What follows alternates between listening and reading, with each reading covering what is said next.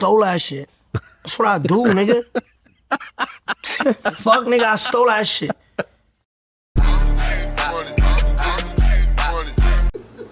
That's what a lot of y'all word, cuz. Y'all word ass people. I'm tired of that shit.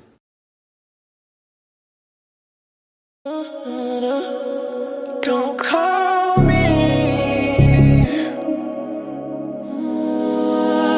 when I'm gone.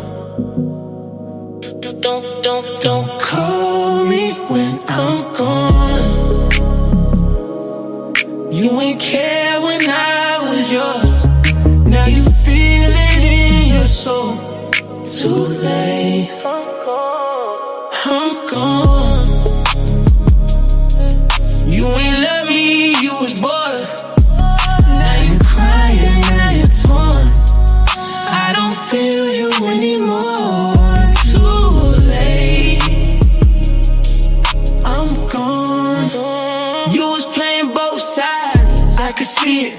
Every time I asked you about it, you ain't mean it. I was all in, you was halfway. Now you tryna fix it, but it's too late. I gave you time, you wasting mine. Now you hitting my line, I decline. You ain't gotta lie, I peep game. Now you switching up cause I changed. Don't call me when I'm gone. You ain't care when I was yours. Now you feel it in your soul. Too late. Don't call me when I'm gone. You ain't care when I was yours. Now you feel it in your soul. Too late. I'm gone. I was right there, you ain't see me.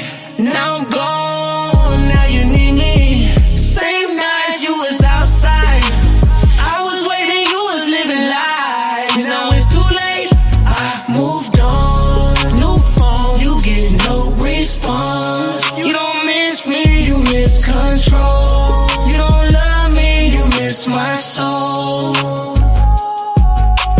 Why you calling now? I don't hear a sound. Where you was back then when I held you down.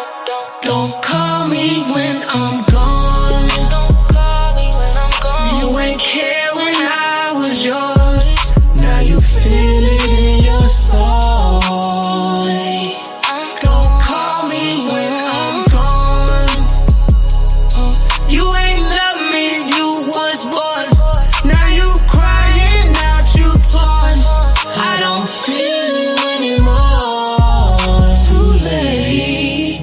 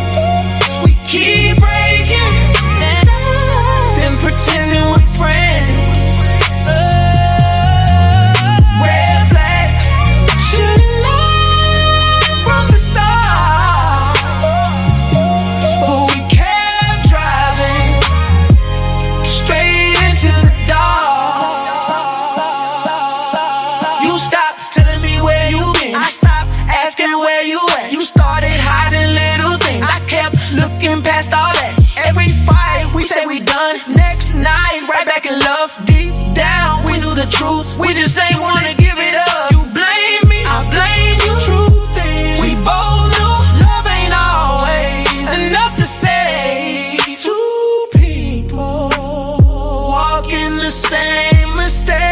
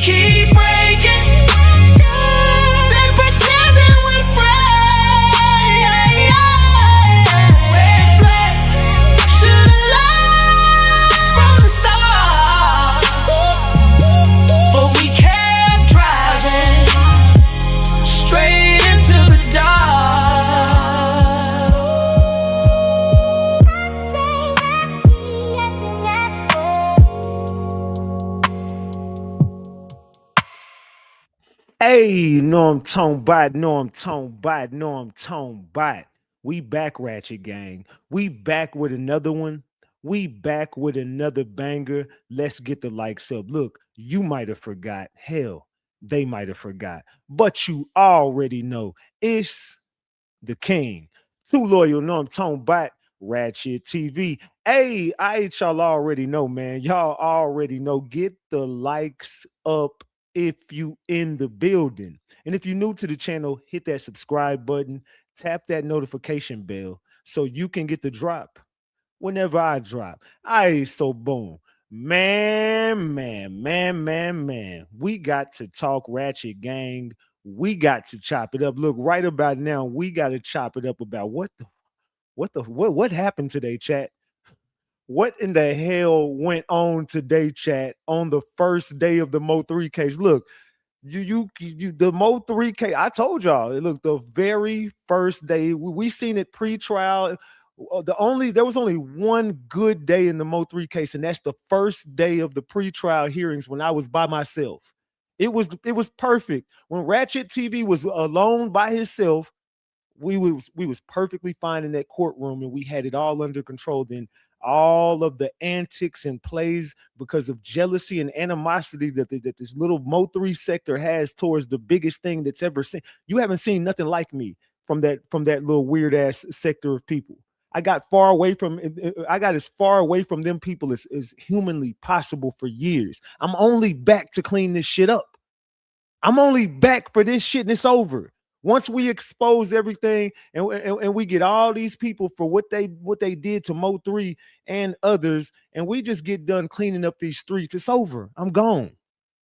On to the next. But I got unfinished business in this case. I'm not going nowhere. No matter what y'all think up, no matter what y'all conjure up, it doesn't matter what y'all do, think, or say. You can't get rid of me. I gave y'all instructions years ago. I said, if you want me to shut up, you want me up out the way, you're going to have to do what you came to do. That's the only way. Other than that, I'm going to get on here and pop my shit every night. When you see me in public, I'm popping my shit. Everywhere I go, it's big Ratchet Gang or nothing. Let's keep that a big buck, allegedly, and everything I say is alleged, and it's all under the Fair Use Act. And you can see the fair use disclaimer in the description of this video and in the description of all my videos. This is just for entertainment and educational purposes only. This is just to educate my people on what we've been covering over here. Like I said, it's all under the Fair Use Act, and you can see the fair use disclaimer in the description of this video. And everything I say is alleged, allegedly, y'all. But see, I've been telling y'all, you see the hatred that people really got for me, dog. When I had my live stream on, there was a reason why I never turned my camera off. There was a reason why I never was shut down my live, because I already know the plays y'all run. So if I can be in this courtroom and I can record everything and get receipts of everything that goes on this day, and I document everything, you'll see exactly what's going on here. Everything that went on today happened on my live. You got to go back and think about this. Everything that popped off happened. I never turned my camera off. I didn't end my live and restart it. There is no editing. That is a live stream from the whole time I was at the court. I was on live. The entire thing, every piece of what happened today was all documented. Y'all got to follow me through the court day so you can see exactly what goes on whenever I'm out in public. You got to see. There ain't no plays being ran. I cut the camera on and y'all watched everything. You watched Armani Rose people walk right up to me and say, hey man, we need to holler at you. I'm like, well, who the fuck is you? Hey man, I'm Armani Rose something. He's like, you know Armani Rose? I'm like, yeah, I'm gonna have to run it back, but I don't really remember what the dude said. But he mentioned Armani Rose. Drop the gems if y'all was in my live earlier and y'all know what the hell I'm talking about. We finna run it back all through there. We finna chop it up about everything that went on today. Who seen the Armani Rose dude walk up to me? Anybody in the chat? Drop the gems if you seen it. They were stealing your content. They always steal my content because I have everything. Everything that happened came from me. You got to keep that a buck. Drop the eyeballs if you don't know what I'm talking about. Drop the gems if you seen my live from earlier. Drop the gems if you seen my live earlier. Drop the eyeballs if you don't know what the hell I'm talking about. But look, chat, the dude walks up. Well, see, y'all was there. I documented all this on purpose. I never wanted to end my live. That's why I took the stairs. I'm not getting on the elevator. I don't want y'all to miss a thing. Everything that happens, I wanted y'all to experience a day in court with RatchetTv. The whole time I was there, I never turned my camera off. I started the live stream. I never ended it.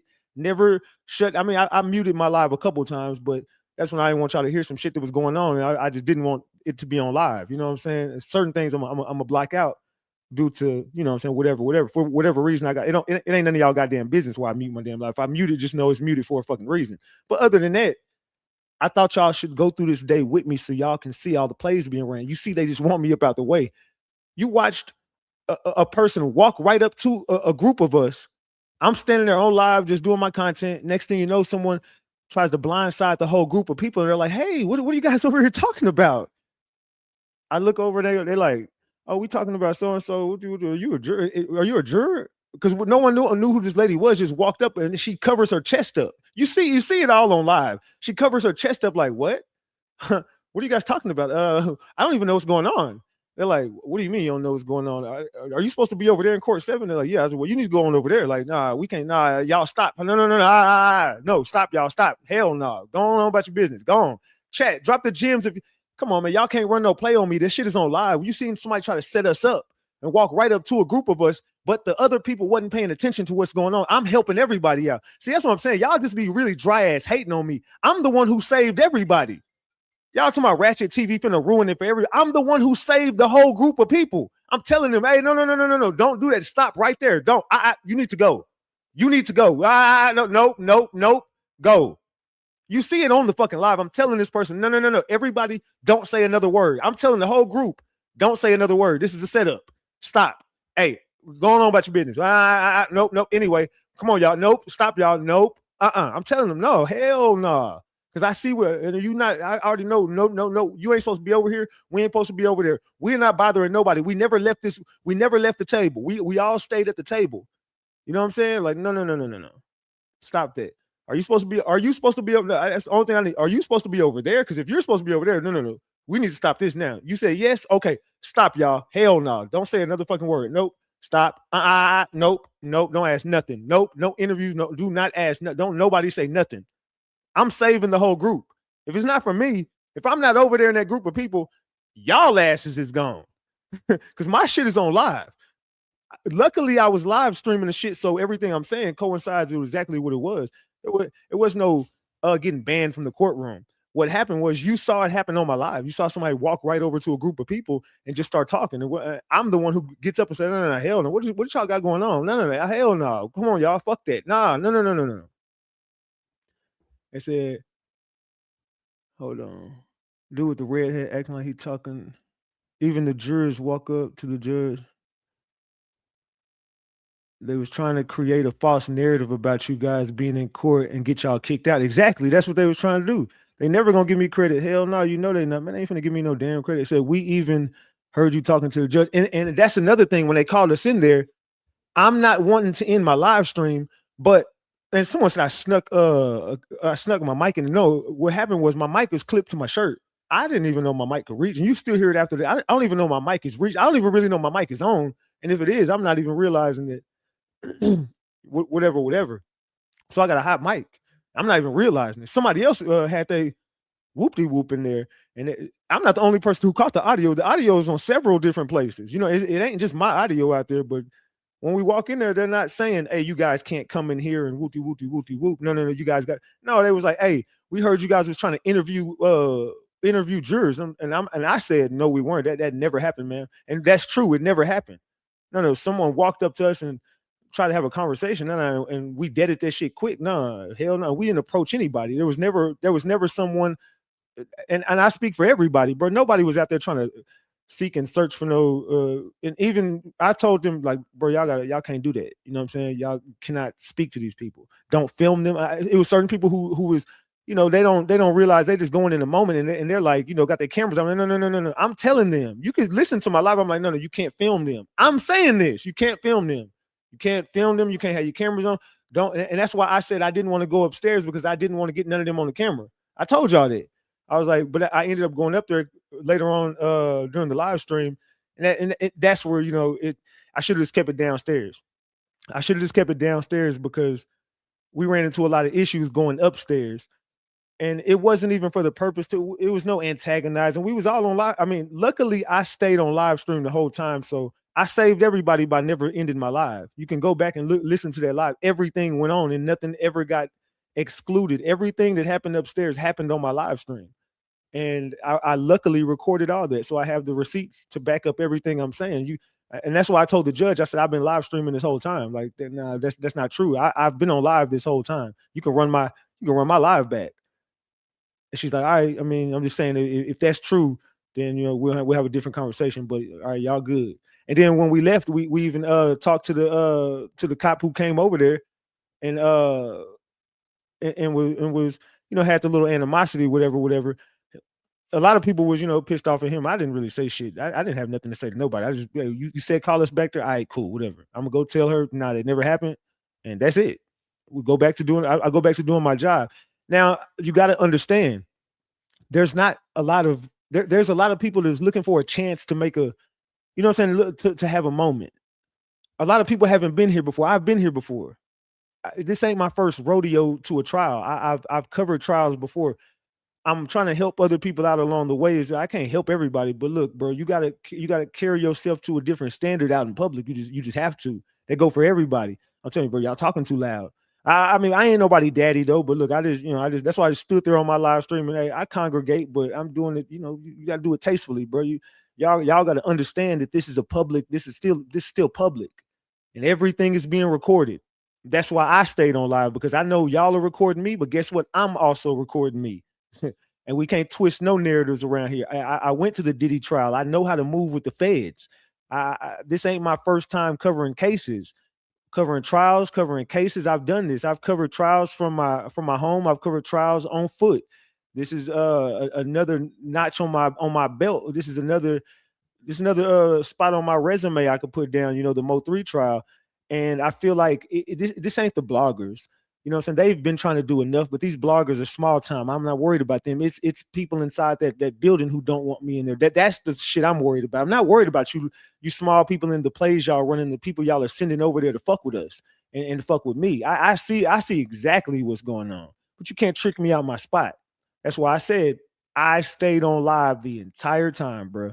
You can't take nothing from me. You can't say I did anything. My camera never turned off. The whole time I stayed up there, my camera was on. I never turned my camera off. Everything was on my microphone. And when at the end of the day, I didn't make up the narrative that Jose Bodega is ready to recant his statement. Someone walked right up to us and volunteered that information. You see what I'm saying? Like, they're trying to create all these narratives. It ain't got nothing. Y'all know exactly who we are in that courtroom. Everybody knows exactly who RatchetTv is in that goddamn courtroom. You know, if you giving this information to RatchetTv, you know what it is. Luckily for me, my mic was on. You know what I'm saying? Luckily for me, my camera was sitting right there facing the dude. So you see exactly what's going on. My camera's catching it, and my fucking microphone is catching everything. Boy, I got a good microphone. We got a hell of a microphone. We got a hell of a microphone. So shout out to my new equipment. You know what I'm saying? Shout out to my new equipment. We caught everything today. Shout out to Ratchet going to get some new equipment for this trial. Y'all seen the tripod set up and everything, man. We moving how we supposed to be moving. No, we didn't get kicked out. I stayed there until I wanted to leave. Like I left whenever I got ready. No one ever escorted us out. The Fox News just straight lied. But that goes to show you call like us liars. Oh, the bloggers be lying. The Fox News got right up there and lied. The shit was on recording. You hear they said that the judge told us we got to leave. We're excluded from the trial. That never happened. Y'all know goddamn well that didn't happen. It's on audio. Y'all heard the shit. It never happened. It was a couple of hot mics in there. It was a few hot mics in there that caught wind to, hey, bro, we didn't get kicked out this bitch. They said that we tried to interview somebody and that just didn't happen. And they didn't say nothing after that. They was like, all right, cool. So the Fox News just straight lied about that. Yeah, I recorded it. So come on now, you can't lie about that. Everything was on recording today. All of the audio was on recording. Everything that happened today was on recording. Like you can't say that we got kicked out of somewhere whenever you hear it for yourself that just didn't happen. Fox News lied. They straight up came out with an article and said 7 bloggers were called into the courtroom where the judge told them they were going to be excluded from the trial. Y'all know damn well that didn't happen. Y'all was right. But see, you got these like T Tropical and Jack Mac and these goofy ass people that just want to see bad on everybody. Oh, yep, we got them. You ain't got shit. That's a lie. That's a lie. It just never happened. The judge never told us any of the things that Fox News said. That was never told to us, and we stayed. We still stayed up there. We never. I could understand if we all ended our lives and everybody's like, all right, well, shit. It just is what it is. We just end the goddamn lives. But no, we all stayed there. Everybody stayed on live and we left whenever we got ready. So where did we get escorted out of the building? Like, that's a lie, bro. I don't even know why they keep making this shit up. It's like, that's what y'all want. Y'all want the judge to say no bloggers are allowed at the trial. That just never happened. It never happened. And the judge was not going to say that because it didn't happen. It's on video. That person walked right up to a group of people and was told to leave. The bottom line, that's exactly what happened. You should have been doing a better job conducting your own jurors. Well, we didn't fuck with them. We was just over there all minding our business. Someone just walks in, hey, what are you guys talking about over here? So you see all these damn cameras out. You know you're here for jury duty. Why are you approaching us? And you see, I got all this damn equipment out and shit. Like you see exactly what's going on. You walking up to a bunch of, it looks like content creators, journalists, YouTubers, media. You know something that ain't right. Well, you know something ain't right with you. What are you doing over here? You know what I'm saying? No. Are you supposed to be over there? All right, well, you need to get over there. Come on, I don't know what you got going on, but no, hell no. Okay, let it go, sheesh. Well, we're gonna let you get up out my goddamn chat. How about that? We're gonna let you get the fuck up out my goddamn chat. Come over here trying to tell me what the fuck I need to do, bitch. The hell is you talking about? Yeah, you blocked now. Get your goofy ass on. I say, let it go. Man, you don't tell me, man, don't tell me nothing to let go. You don't tell me shit. They antagonizing me. They've been harassing me. These people are harassing me. Everywhere I go, someone's coming up to me. Hey, Ratchet, man, we need to holler at you, bro. Hey, man, we'll do. I don't be bothering. No, y'all haven't seen me bother one person in the courtroom. I've been chilling. Y'all just see all the. Let me tell y'all what y'all really fucked up about. You see every female in that motherfucker fucking with me. Every female that walked through that bitch, but like, yeah, nigga, that's the king right there. That's Big Ratchet. That's what y'all really mad about. Every female that walked through that motherfucker is like, hey, man, Ratchet. Hey, Ratchet. And y'all hate it. Oh, man, Ratchet got all the females in there. Let's keep it a buck. That's what y'all mad about. Y'all mad, y'all seen on that damn live, boy. Hey, the females love, the ladies love Ratchet. Let's keep it a buck. The ladies love Big Ratchet. That's what y'all mad about, right? Y'all see, when I pop out, it's nothing but love. It was a full day in court. Oh, yeah, it was going down. It was going down today. Let's keep it a buck. So yeah, that really triggered y'all. I could tell that really triggered some of y'all. Y'all seen how when I pop out in public, you see what it is, man. Hey, man, the ladies love your boy Ratchet, man. We be fly, we be chilling. You know, it's a lot of, you know, it is what it is type shit, you know. Salute to Ray Blood for the 10-piece. Says crazy how the news lied on you like that, but that's all they do is lie. Exactly. The news just straight up, they just flat out lied. Y'all literally are listening to what the judge told us, and the judge never said any of the words that the news said. Like, I don't even know where y'all got that from. Y'all wasn't. Well, I don't even believe they was even in there. If they was, I was. I did not see the news in there. I'm gonna be real. I didn't. It was just they pulled some of us to the side and asked us a question like, "Hey, is this going on?" We're like, "No, that didn't happen. It's all on live. That never happened. Nope, it didn't happen." And you can run the tape back. You can go back and run the tapes in the court. You can go back and see, and they'll run the cameras and just it'll show you it never happened. At 11:18 a.m., go back and run your cameras and show me anywhere where someone didn't approach a group of people and be told to leave. You'll see that on your cameras too. You'll see on my live, it'll coincide with exactly what goes on your cameras.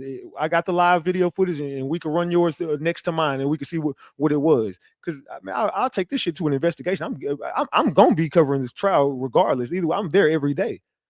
So come on, man. You could try harder, work smarter, and work. Or you got to work harder and smarter. Come on, man. And then the little MO3 sector eating that shit up. Oh yeah, the bloggers are banned. Ratchet's fucking it up for everybody. If it wasn't for Ratchet, everybody wouldn't be allowed in that bitch. If it wasn't for me, y'all don't even realize I set the standard and showed y'all exactly how to move in a courtroom when this is going on. I'm the one who told everybody, do not speak to no fucking jurors. Do not point your camera at them. Do not talk to them. Hey, y'all stop doing this. Hey, no. Don't do that. No, you don't want to do that. Do this. You don't want to do that. Do this. No, point your camera this way. I'm saving the fucking room. Don't speak. No, everybody stop. No more. Shut. Move along. Have a good day. You know what I'm saying? Have a good fucking day. If I wouldn't have it stopped it right there, it would have been whoop-de-whoop. So let's keep it a buck. And then y'all talking about someone who got excluded from the jury. So you can't, once they get excluded, they're no longer a juror at that point. When someone got excluded and walked up and said, "Hey, Ratchet, I follow your channel. I couldn't get on because they asked me this." Okay, you volunteered that information. You're not on the jury. You know what I'm saying? You're not a juror. You're not a potential juror. You got excluded from the case. You're no longer in it. You're finna go home. You can get once they tell you you're dismissed, even if you was on a jury for the MO3 case, once the judge dismisses you, it's fair game to do whatever the fuck you want at that point. As soon as they come off the Carmelo shit, if they wanted to do interviews, they could have did interviews that same day. They could have left the courtroom and start interviewing in the goddamn lobby if they wanted to, because they've been dismissed. Their time is up. You don't got nothing else to do with this shit. So when I talk to that person, that's completely different from talking to someone who's walking into this shit. No. Don't talk to those people. Don't talk to no one who's on the shit or who's fixing to be on the shit. You don't do not talk to the jurors. Don't talk to nobody. Just mind your fucking business. Don't speak to none of these people. Just let it. What are we doing here? Stop. They're stupid Ratchet. They don't understand who really control this narrative. I've been trying to tell them who control the narrative this whole time, but their hate for me. Y'all got to realize, bro, I'm telling you, I control the fucking narrative. I control the fucking narrative. And it's going to all happen in real time. Like, shit, this is all going to happen in real time, okay?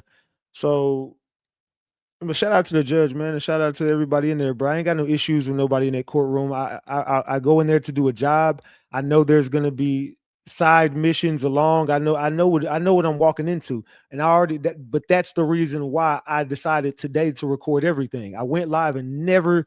It was a couple times where I'm sitting here like, do I? Nah. But in my mind, I'm like, nah, don't stop the recording, because as soon as you stop the recording and they see you not on live, they're gonna fuck with you and you're gonna miss it. Don't ever, but y'all could see the people upstairs recording me. They was watching me from upstairs. I won't just say me. I would say watching us. No, we didn't get banned. Nobody got banned from the court, bro. The answer is no. No one was banned. Nobody got banned. So stop saying that, bro. Y'all can't be that damn dumb. If I was banned, why did I stay up there for 3 hours after that? 3 hours after that, I was still there in the same room, and you could see the cops still right there. So if I was told to leave, why the fuck was I still there? No, stop saying that stupid. Like y'all can't be that slow, bro. Y'all can't be that dumb, stupid, or slow. I would have been told to get off the goddamn property, or you can go to jail. Now you trespassing on. Come on, bro. I would have been up out of there. No one ever told us to leave nowhere, bro. We didn't do nothing wrong. Nothing happened for us to do anything wrong. But y'all can see these people upstairs recording us. Uh, y'all can see people walking around pretending like they was on the phone. Everybody's acting real weird in there. The energy was real weird in there. Like they was trying to catch us doing something. It was real weird. It's like they was all trying to catch us doing something. Like secretly, like, well, if we could just catch them doing this, and then they'll go back and snitch. Like someone walks up to us and says something. Oh my God, they was out there trying to do this. What? And it sounds like a bunch of MO3 sector content creators just harassing the judge. That's what it sounds like. It's like y'all are the ones fucking it up for people. Leave these damn people alone with this YouTube shit. Is y'all that damn slow to keep on fucking with the judge over some YouTube shit? Don't y'all realize y'all are weird as hell? There's a whole murder case happening right now, and y'all doing some internet shit. Get off your fucking couch. Get from behind the computer screen and come touch dirt. Come on if you want to know what I'm doing so bad, why don't you come pop out and see? Why don't you come see it in person? I think it's better in person. When I pop my shit on the internet, that's one thing. It's better when you see me do it in person. So I encourage it. Show up, pop out, man. Like, it's all love at the end of the day. This is the MO3 case. I ain't going nowhere. You can't get rid of me. I'm the biggest thing that this sector has ever seen. You should want me there. Just do yourself a favor and ask yourself, no matter how much you dislike Ratchet, why do they not want Ratchet there? What is going on with these people? It's like the murder case is happening right now. Why do they care if Ratchet there so bad? Just think about it for a second, chat. Even if you don't like me, just think about it like this. Why don't they want him there so bad? What is going on to the point where they don't want him there? And then they're going back and saying, remember, Keywan did say he has a list of bloggers. First of all, Keywan said that during his pretrial. And he said, Ratchet ain't allowed in my pretrial. Ratchet can't come to my pretrial. He's banned from my pretrial. Everyone, ooh, Ratchet, you can't go to Keywan pretrial. I said, man, y'all got to be dumb. If you think that Keywan has the ability to get me banned from the courtroom, come on, bro. I ain't done nothing to Keywan. His lawyer even coming up to me, that ain't gonna get me up out of there. White Tongue coming up to me, that ain't gonna get me up out of there. All of the things y'all are doing are on recording. That's why I went and did what I did and filed charges on White Tongue. And she thought I was playing. I definitely filed charges on her. That's 100. That's 100% true. So I definitely pressed charges on her for the threats that she made because I took them very seriously. So I definitely put a case on you. You can think that I didn't. I 100% put a case on you. And that's facts. You can fuck around and find out, but it's facts. So yeah, you're pressed. You already pressed because of whatever. But no. So you're looking at a bunch of jealous people who have no leg to stand on with the MO3 case. A lot of people picked a side, chose a side. A lot of people started moving real weird, but for some weird reason, these certain people just do not want RatchetTv to cover this case from the courtroom. They want Ratchet to, whatever is about to happen, they do not want Ratchet to get it. Let's keep it a buck, chat. Whatever the fuck is happening, they do not want RatchetTv to cover it.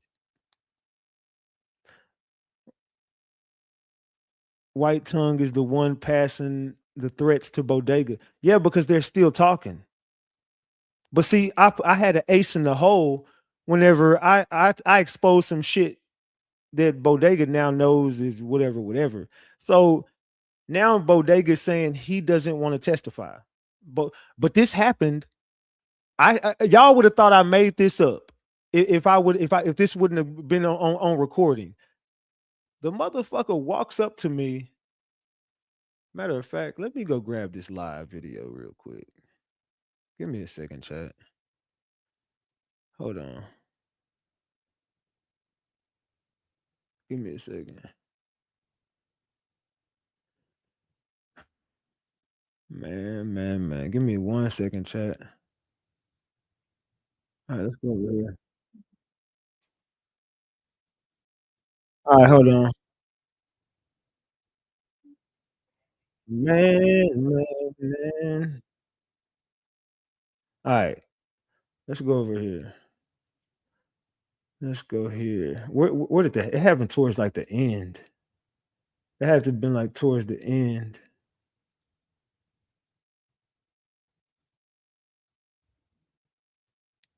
Yeah, there go the dude right there.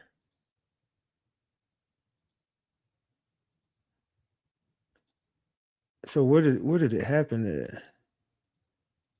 I'm trying to see what part it happened. It had to have happened right around here. Because I stayed up there. Give me a second, chat. I'm trying to find out where this shit started at.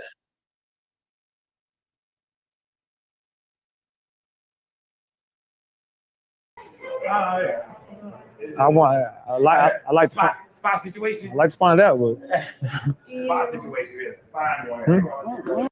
You were a lead sister? Yeah. Why you? Big Sure, drop your parents. See you on parents. That shit scared the fuck out of me. Oh, they don't like me, huh? I don't know. Why y'all like people? Damn. Oh, They turn ass. I'm gonna put some booty shorts in. As much as he clapped. I forgot. Thank you so much, Reggie. For what? Reggie number 24. I'm trying to see when the dude walks up to us. I can't remember the timestamp. Like, watching me all day. This is her. They still. I ain't even here for me. Oh, here you go, right here. You said a witness recanted. Recanted about them wanting to do what is it, solicitation? The money for sale, you know? Yeah. I ain't even here for me. Are you serious? Yeah, very serious. Huh. So they're gonna have a hearing tomorrow. Let's see if I find it. What time? 9? That's But yeah, crazy. the main witness. So he said that you nigga throw the whole time. Oh. What's his rap? Bodega. Bodega. Jose Bodega. You're cancer?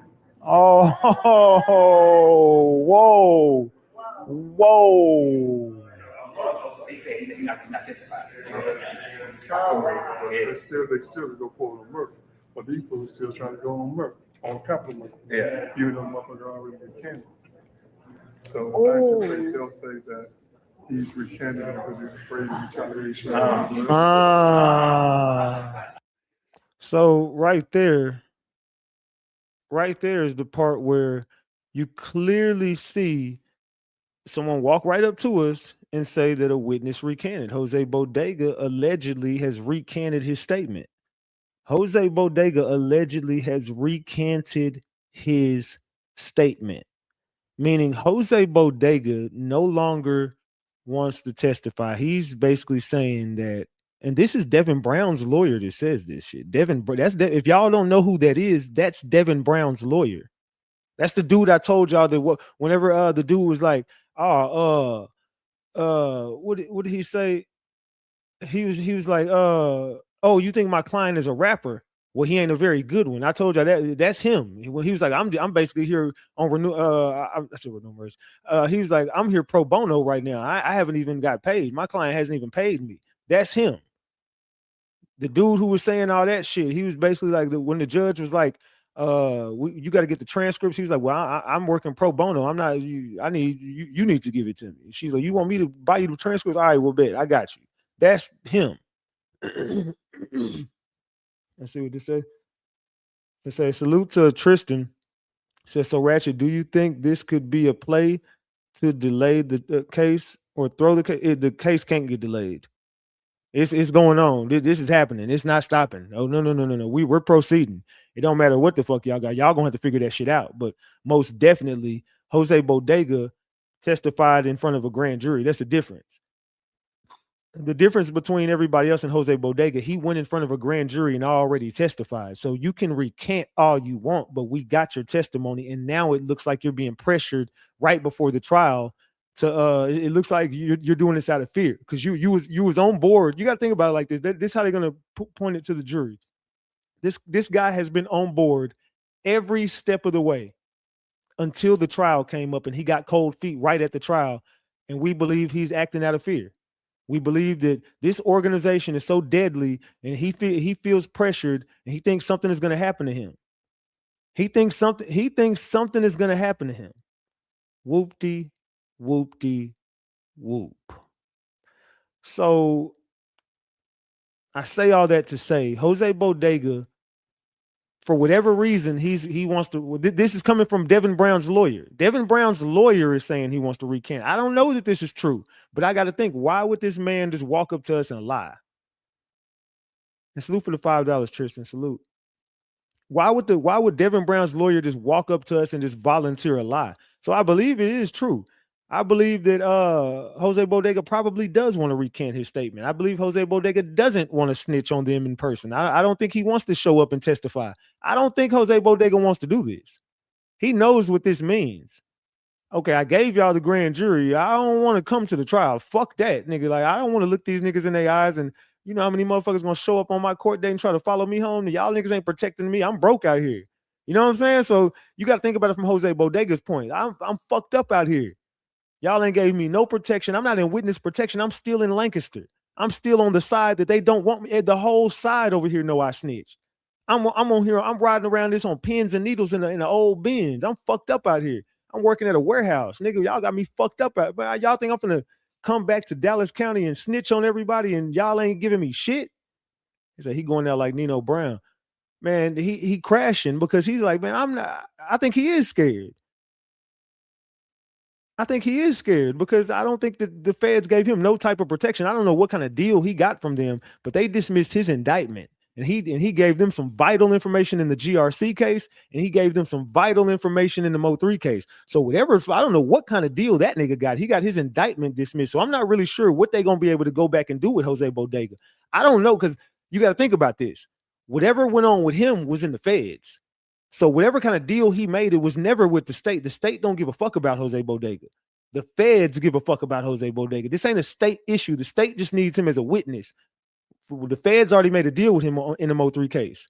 Whatever deal was promised to him in the GRC and MO3 case, I don't know. Any deals that were made by the feds. So I'm not really sure what the deal entailed, but I would like to think if they dismissed your indictment, they probably put a clause in there that says you're going to have to testify on the shit you said in the MO3 case. You're going to have to stand on your words in this MO3 case. I would think that if the feds came to you and offered you a deal that damn sweet, it would have included the MO3 testimony. And you went in front of the grand jury and did it. So I know that the MO3 testimony was somewhere in your deal. So now you got to go through with the MO3. No. You can't just say, oh, I don't want to do it no more. Fuck that. No, you can't do that because you made a deal with the feds. If you don't do this, you're going to get picked up and they're going to make this a federal RICO right now. They're coming to get all y'all. If you don't, this is my opinion. I don't know. Allegedly, y'all. I'm just saying my opinion is I would think if you don't go through with this, Bodega, they are about to come pick you back up along with everybody else because you forget you was queen for a day. But so was who? Who else is in this predicament right now?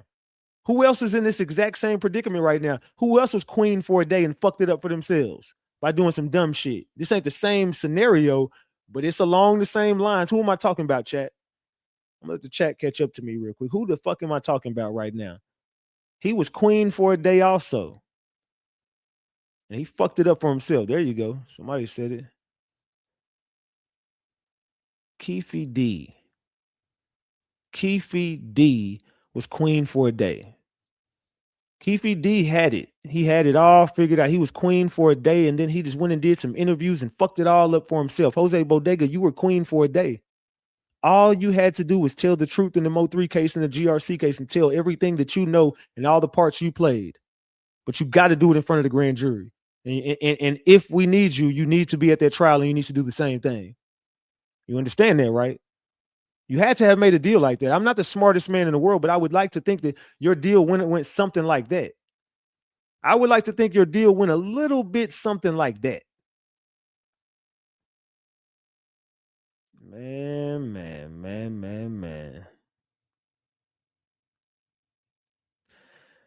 So I see it like this. Oh, and in other news, Kogati 100% was arrested today.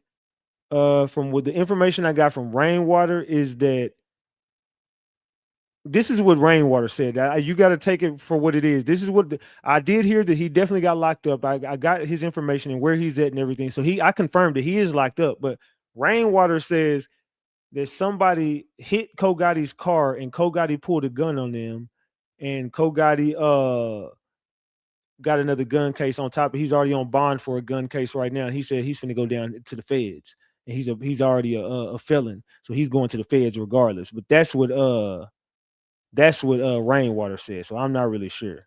That's what Rain said. He said, but no, he is in jail. I heard two different versions of why he was in jail. But I heard he had two unlawful carrying of weapons. But then when I talked to Rain, he was like, no. That what he had was he ended up getting into a wreck and he pulled a gun on a YT boy. And I was like, what? You sure? And he was like, yes, facts. He was like, the nigga out of there. He going back to jail. So I don't know. I guess we'll have to just wait till the paperwork drop. But that's what he said Kogotti in there for. And he said Kogotti has ruined Mo3's family. Kogotti is the reason why his mama went, you know what I'm saying, got off the estate. He said Kogotti, all he had to do was give the jewelry back, and then they would have ended up doing business with them and still putting them on. But he wanted to be hard-headed and keep the chain. So therefore he fucked it up for Miss Nicole in that aspect. Miss Nicole was dipping in the pot to get him in and out, like to get out of jail and help him out. That ended up fucking her over. He was like, Kogotti is the downfall. That's why Mo3 would never do nothing for him. Y'all keep saying that I'm trolling. He's like, but that's why Mo3 wouldn't give him no money. That's why because Mo3 knew it. If I would have made Kogotti rich, I would have fucked up. He said Mo3, yeah, he fucked with him, but nah, not to a certain extent. Like, he didn't trust Kogotti like that. Kogotti is a fuck up. He's like, but y'all don't see that because it's just Mo3 brother. He's like, I've been telling y'all this nigga is a fuck up. He gonna get himself locked up. He started talking about the Felton shit. He started talking about other things that he had his hands tied in. So Kogotti for a long time he's been messing up the Mo3 legacy. I would say that Kogotti has done a lot of dumb shit along the way. He just can't seem to stay out of trouble or get his life together.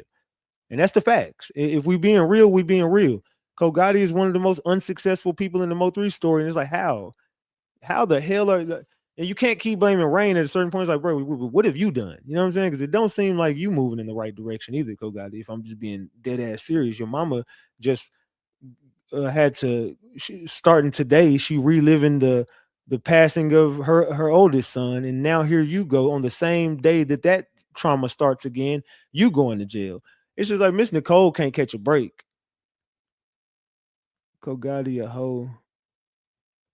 What it say? Go ahead, hoe, my bro, die, half the city gotta go. I mean, I don't know. I mean, hey. But I don't know. I just say all that to say it's a dirty game out here, man. But a lot of people's true colors are all about to come spilling out here real soon. The Mo3 case has opened up a lot of I would say a lot of wounds. It has opened up a lot of but I've been told y'all, you're gonna see exactly who is who. Once the Mo3 case starts, you're gonna see exactly who is who. And I've been telling y'all for a long time, all of these players have been playing a dirty, dirty game with each other. These are people who are sent into this sector to distract. Just like when I'm out in public, you see these people ready to distract me. This is all one big distraction because there's a cover up and nobody wants it to be heard. They're doing everything in their power to clean this shit up as quick as they can. But it can't be cleaned up. It can't be picked up. We can't keep pretending like the Mo3 case ain't what it is, fam. The Mo3 case is sick. It's demonic. There's a lot of evil energy attached to it. I can't wait for this shit to be over, fam. Y'all seen it in the courtroom today. Y'all seen how this shit was. I mean, what did y'all take from the live that y'all seen earlier? I stayed on live damn near 5 hours, giving y'all straight content the whole way. Y'all got to see a lot of crazy shit in that live today. Y'all got to see a lot of crazy stuff in that live. And you see, if that's only during the jury selection, just imagine when the trial starts. Somebody said Cedric was there. Is that true? No, Cedric was not there. The people spying. Oh yeah, they were spying the whole time. And people kept noticing it. I kept seeing people saying in my chat, like, watch that person, watch that. I'm watching I see everything y'all are saying, but you got to understand, I knew what the fuck I was doing. I wanted all of this to be recorded. that's why I stood where I stood at. I chilled and I covered it exactly how I wanted to cover it because I already knew what it was. Let's keep it a buck. I already knew what it was. Let's keep it a buck. It was creepy. So we had your back. I appreciate all y'all, man. I was definitely seeing all y'all looking out for me, just being like, hey, Ratchet, watch these people, watch these. I know, I see what y'all saying, but you got to know, Ratchet. I'm in there with the lions, the wolves, the sharks. I'm in that motherfucker. We cooking. So I just feel like it was an important time, and to put myself in a position to record everything that happens today. And I'm glad I did. I don't regret anything. I'm glad all that shit got caught on camera and audio. I'm just glad because you wouldn't have believed me if I would have came back and just told y'all know, here go Ratchet lying again. When I walked in there and Armani Rose, people walk right up to me like, hey, yo, hey, we need to holler at you. And then I took it as a joke at first. I'm like, what the fuck? Oh, here we go again. But I'm like, okay, so is this motherfucker serious? I'm like, I was looking like, who the fuck is this? Who is this dude? But I see he on the phone with somebody. And he's like, yeah, he right here. And then I'm like, what's up? Who is you? He was like, you know Armani Rose? And I was like, yeah. And I'm automatically like, what the fuck? But I'm gonna be real. It was this chick who I used to fuck with back in the day, like years ago. And she hit me up like, I want to say like maybe like 3 months ago. No, it had to be like 4 months ago. It had to be like 4 months ago that she hit me up because I wasn't living where I live now. I was still at my first house. And she said something weird to me and I never responded to it. She was like, she asked me something about Armani Rose. I would have to go back and look at the text message, but I know that her text message included Armani Rose. I'm like, whoa, why the fuck is she asking me about Armani Rose? You know what I'm saying? Like, huh? What the fuck? So Armani Rose has been trying to get a hold of me behind the scenes, and I know through a few people. Now all of a sudden, this Pastor J motherfucker, I remember he threatened me back in the day. Matter of fact, I got this motherfucking number. I think I got his number. Damn it, no. What is his fucking number? I did have his number. Hold on. Oh, here we go. Bet. I found it. Let's see.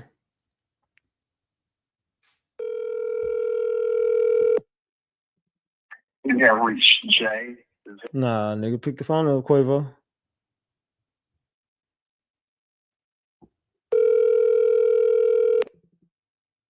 You got reached Jay. This nigga got my number blocked. Let's see if it deliver. It did deliver. Pick the fucking phone up.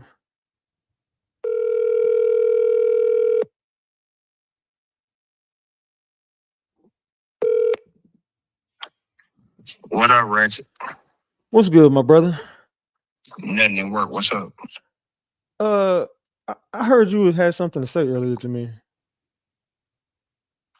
Oh, talking about earlier? Yeah. Yeah, my sister told me that, she wasn't trying to do an interview with you, so. She said she wasn't, but so you know her actual brother I spoke to, right? Mm-hmm. Okay. And I was on the phone with my sister the whole day today.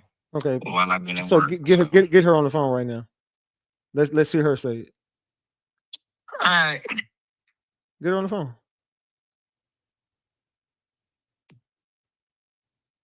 Yeah, let's get Armani Rose on the phone. Hello. Taz. Yeah, let's get Armani Rose on the phone since he always got something to say when her name gets brought up. This the same dude who threatened me last time over Armani Rose. Come on, Pastor J. Pastor J. Now he can't. Now you can't hear me. Pastor J. Hello.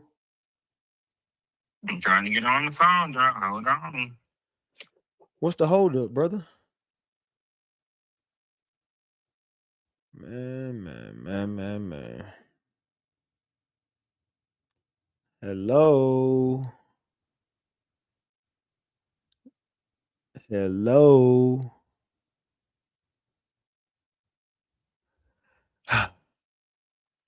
She ain't answering. Of course she ain't answering because you're not in touch with her, brother. Okay. So you know her actual brother FaceTime me. So I was told. So you want to take it up with him? Because I can get you in touch with him. Talk to my sister straight up. I think you might want to talk to him because he is in control of what she got going on. Okay. So do you want to play them games? Because we can have a conversation. And you can Again, I talk straight to my sister. And you can be included in that conversation. Okay. Do you want to be included in the conversation? Nope. I bet the fuck you don't. So you might want to mind your business, brother. Ratchet, I'm not worried about you though. Oh, you don't need to be worried about me.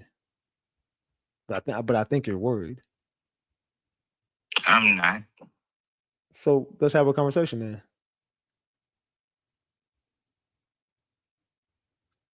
Because we could put it all on the floor.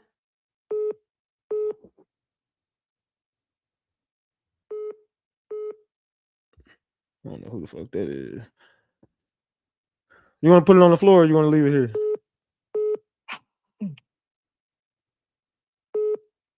What you want to do? You said what? Do you want to put it on the floor or do you want to leave it here? Again, I'm busy right now. Now answer the question. Do you want to put it on the floor or leave it here? Leave it here for all I care. Yeah, I bet the fuck we can. So like I said, mind your business, brother. Stay in your own place and just chill over there. Because you don't come try to climb this damn tree. I'm telling you, you're gonna get bit the fuck up. You're gonna get bit up here, dog. Just stop. Yeah. All right, that's what you think. Fam, we both know you don't want to do this, so let's just stop. So like I said, all right, tough guy. So let's just put it on the floor then. Since you don't want to leave it here and you still talking, let's put it on the floor. Just said to leave it there, though. All right then. So stop being like cocky on the phone, my nigga. Like you keep on acting like you really like. Come on, fam. We can put it on the floor if you want to put it on the floor. Who being cocky, dog? You being most cocky, but okay. Because I got the ace in my hand. Okay. Sure you do. I know. I know you don't. You don't know what I got. All right, let's unfold everything. Let's put our hands on the table right here. You want to do that?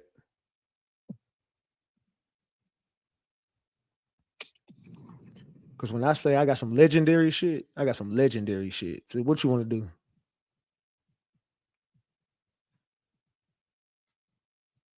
You want to leave it alone?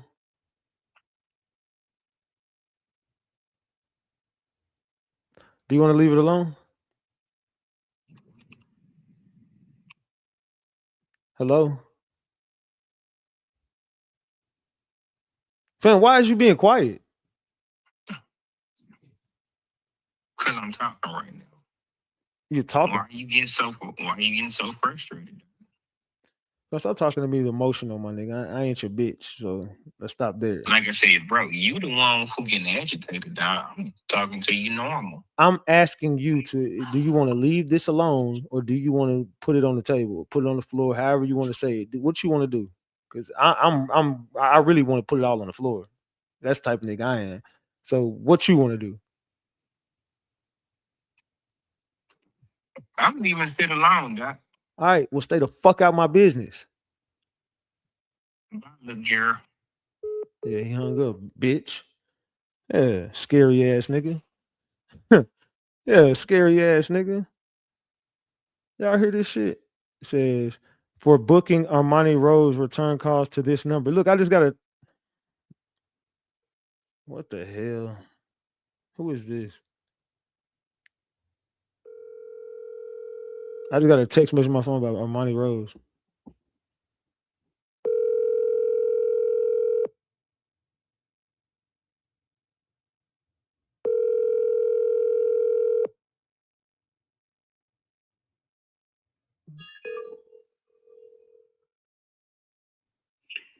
Hello? Hello, who is this? Hello? Who is this? This Pete, what's happening? Who is this? This is RatchetTv. Oh, okay, what's happening? You was trying to get a interview set up with Ms. Yeah. Rose? I heard that she wants to do an interview with me. Oh no, she don't want to do no interview with you. What are you talking about?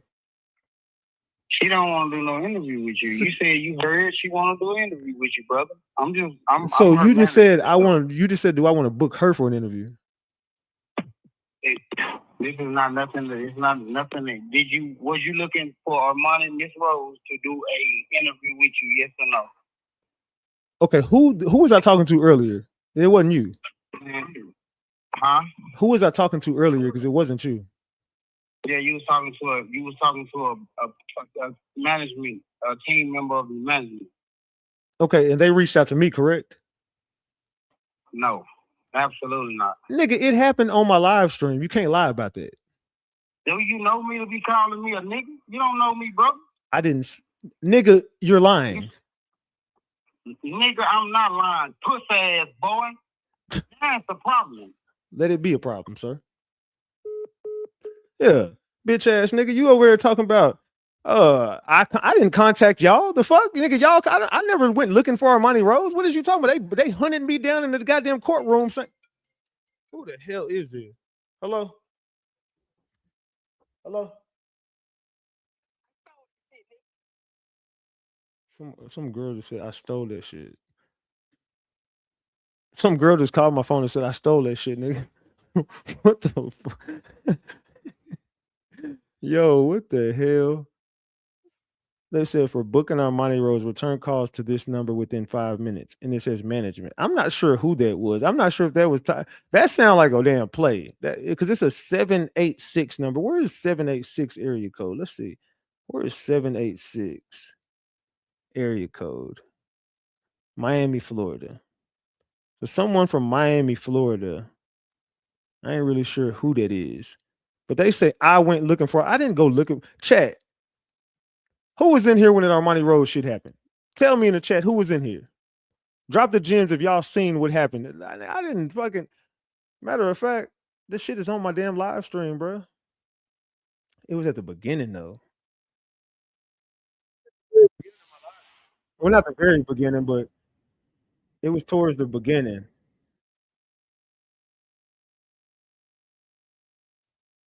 And I was downstairs here. Hold on.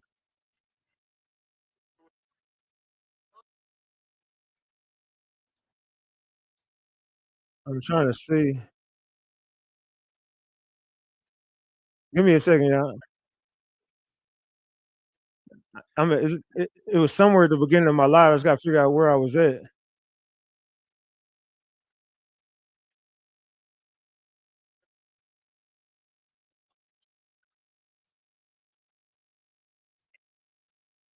And I need a timestamp on that. I don't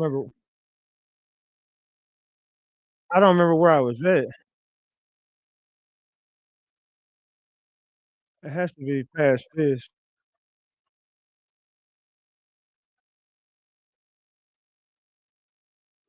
Give me a second, chat. I'm trying to figure out where the fuck.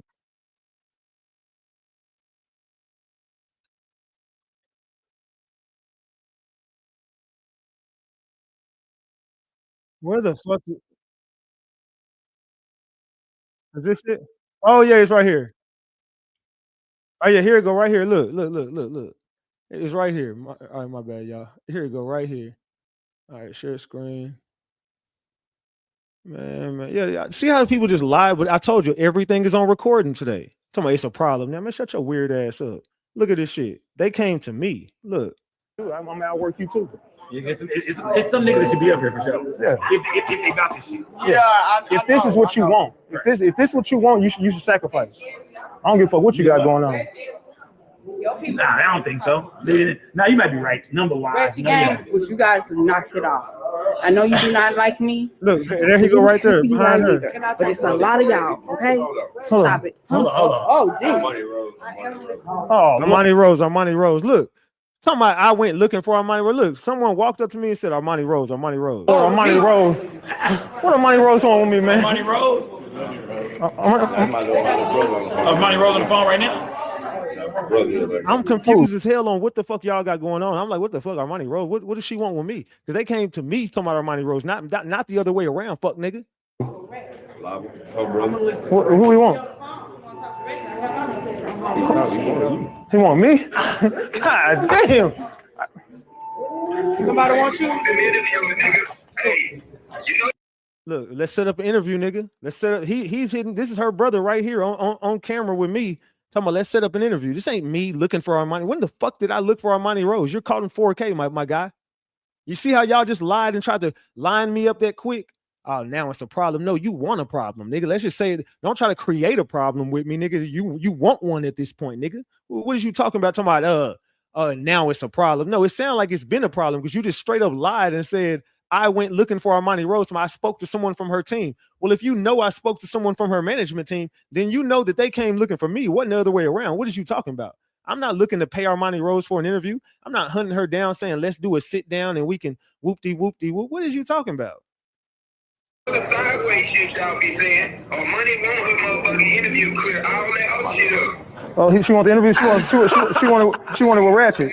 She wanted with Ratchet. Don't know what I'm saying. Yeah, I know, man. Yeah. Okay. So what? Oh, she want to interview with both of us. I just seen her, bro. I seen her. She was with Mr. Oak Cliff with Capone, and I say about maybe a couple months ago. I seen her. Okay. So why y'all come looking for me? What's good? Is this nigga in jail?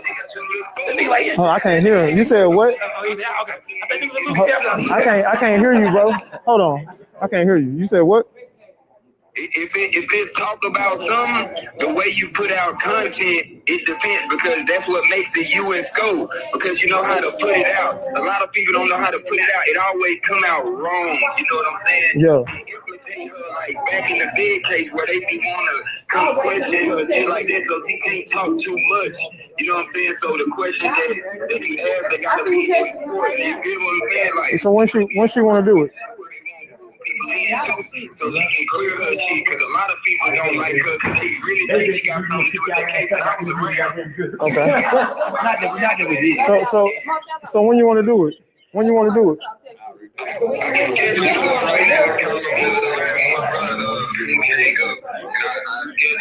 All right, I'm gonna give him my number. All right, bet. I got to see it, nigga. Street shit. I got to see it. All right, bet. I'm gonna send him my number right now. Again, so where's the lie? We keep a receipt.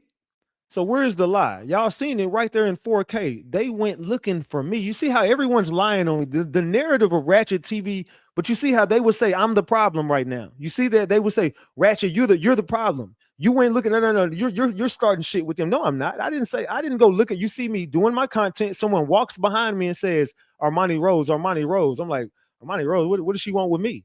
The next thing you know, he has a phone out with Armani Rose's brother on the phone, and my mic is on. You don't know my mic is on. It's catching everything that's happening. You see, this is why I recorded everything today. Because if I would have told y'all Armani Rose people went looking for me, and I would have made that phone call and got into it with dude, y'all like, damn, Ratchet, why you tripping on dude? Did they really approach you at the court? You just making this shit up for content? No, that's why I had a hot mic to show y'all. Fam, I don't be making nothing up in my content, bro. Everything just be happening to me. I pop out, people just start fucking with me for no reason. I didn't go looking for Armani Rose to say I'm seeking an interview with Armani Rose. No, you hit me up. You came looking for me at court. You knew where I was gonna be today. Y'all came to court with the agenda that if you run into RatchetTv, get me in front of him. What is you talking about? That's why now it's a problem. No, it sounds like it's been a problem. I recorded it. I didn't go looking for no damn Armani Rose. Who you calling that nigga? You heard what I said, fam. Like, I didn't go looking to. I'm trying to book. I'm not trying to book her for an interview. She told me to contact her. No. Or her brother said that he would be in contact. I don't know who the fuck you are or why you coming to me to my, do I want to book her? No, I don't want to book her. That's the answer to the question. No, I'm good. I don't want to book her. If she wants to come talk to me, she can do so on her own accord. But am I booking Armani Rose for an interview? No. What does she serve me? What purpose can she serve me for me to pay her for an interview? and go seek her. I don't give a fuck about Armani Rose. Stay out my fucking business. Like I told the pastor nigga, stay out my fucking business. We can put all this shit on the floor. I ain't been bothering you. Don't come bothering me. Don't come looking for me when I ain't sent for you. You know what I'm saying? I ain't tell you to come over here. Who is this?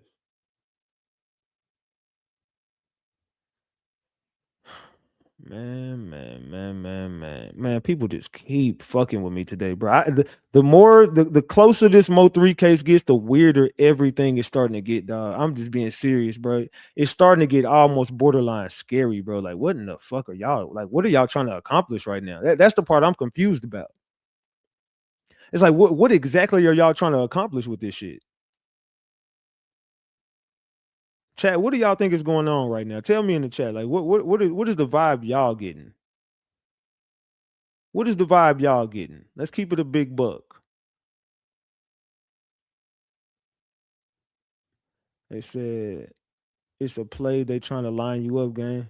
They said Ratchet, that fake pastor, is Peach's kinfolk too. They said distractions. They said it's loose.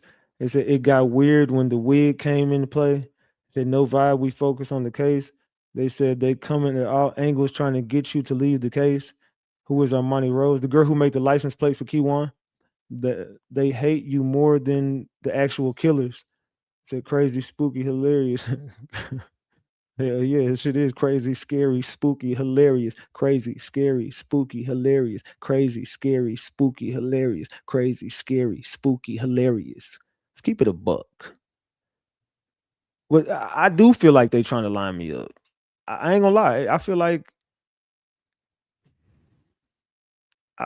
they definitely on some next level. Like when I'm going back and I'm peeping the comments are, I'm not trying to make it too obvious. Oh my God. Why you keep playing on my phone?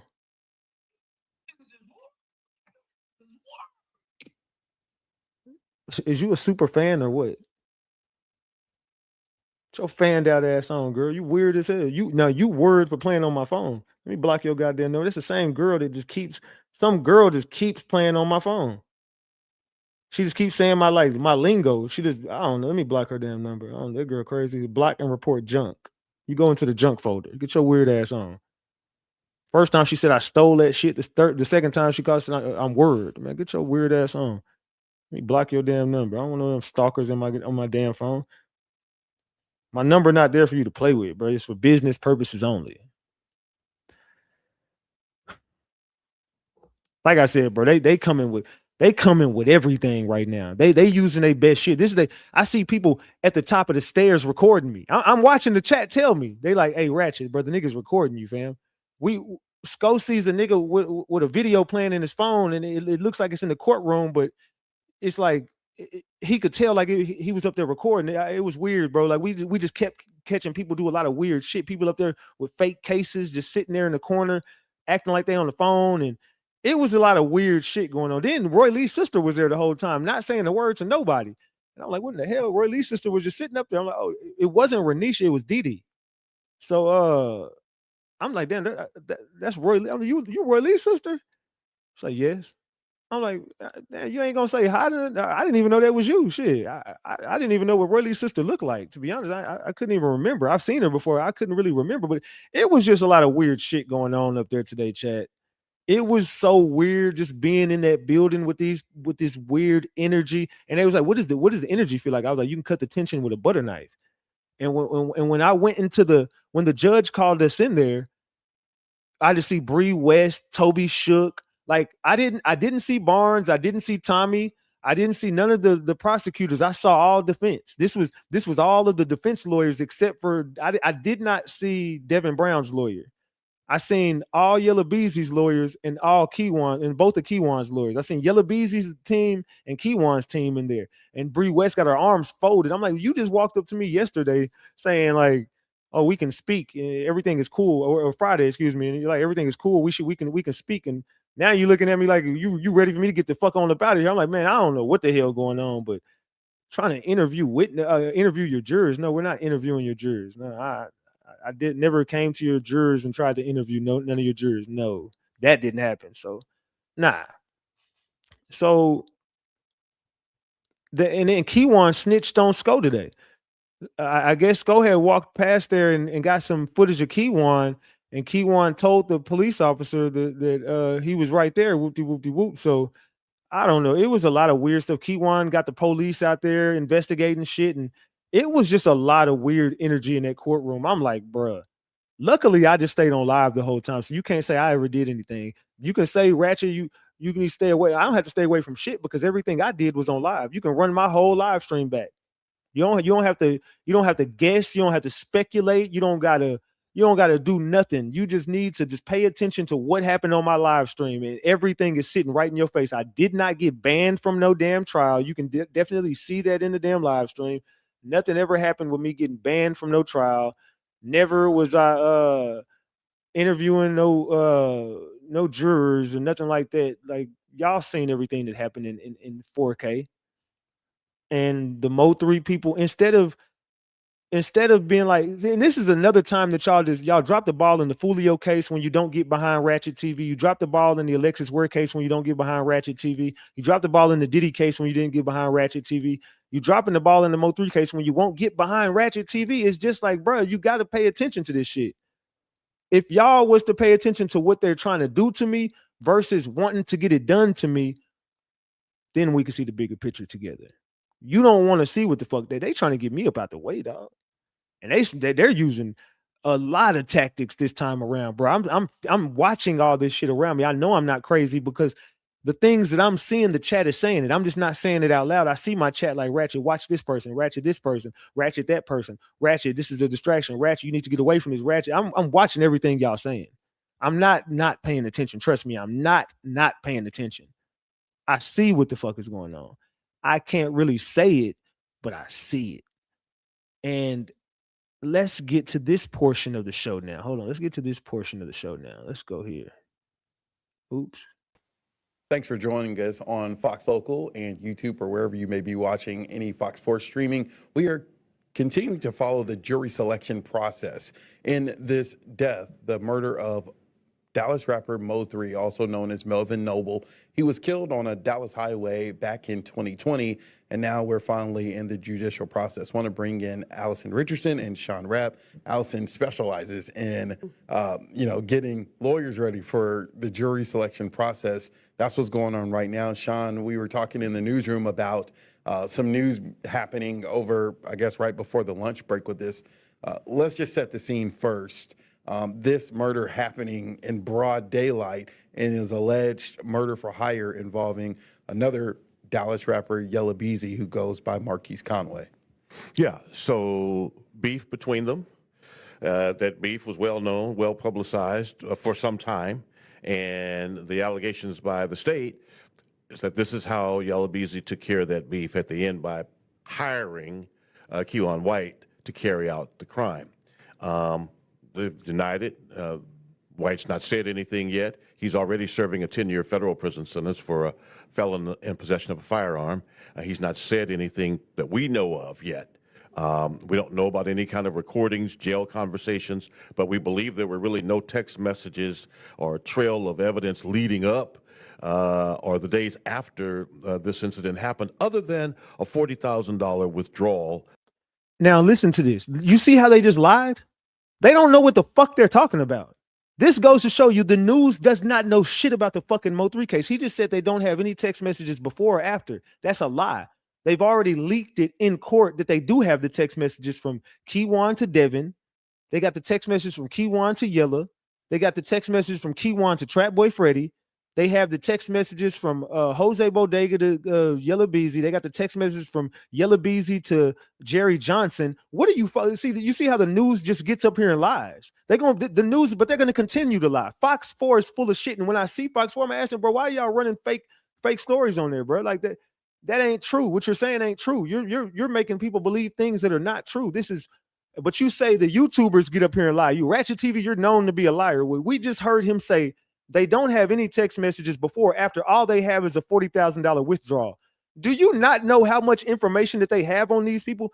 If this was just a case of all they have on him is $40,000 to withdraw, and they don't know where it came from, and they don't got no evidence tied to it, okay, well, Yellow Beezy would walk.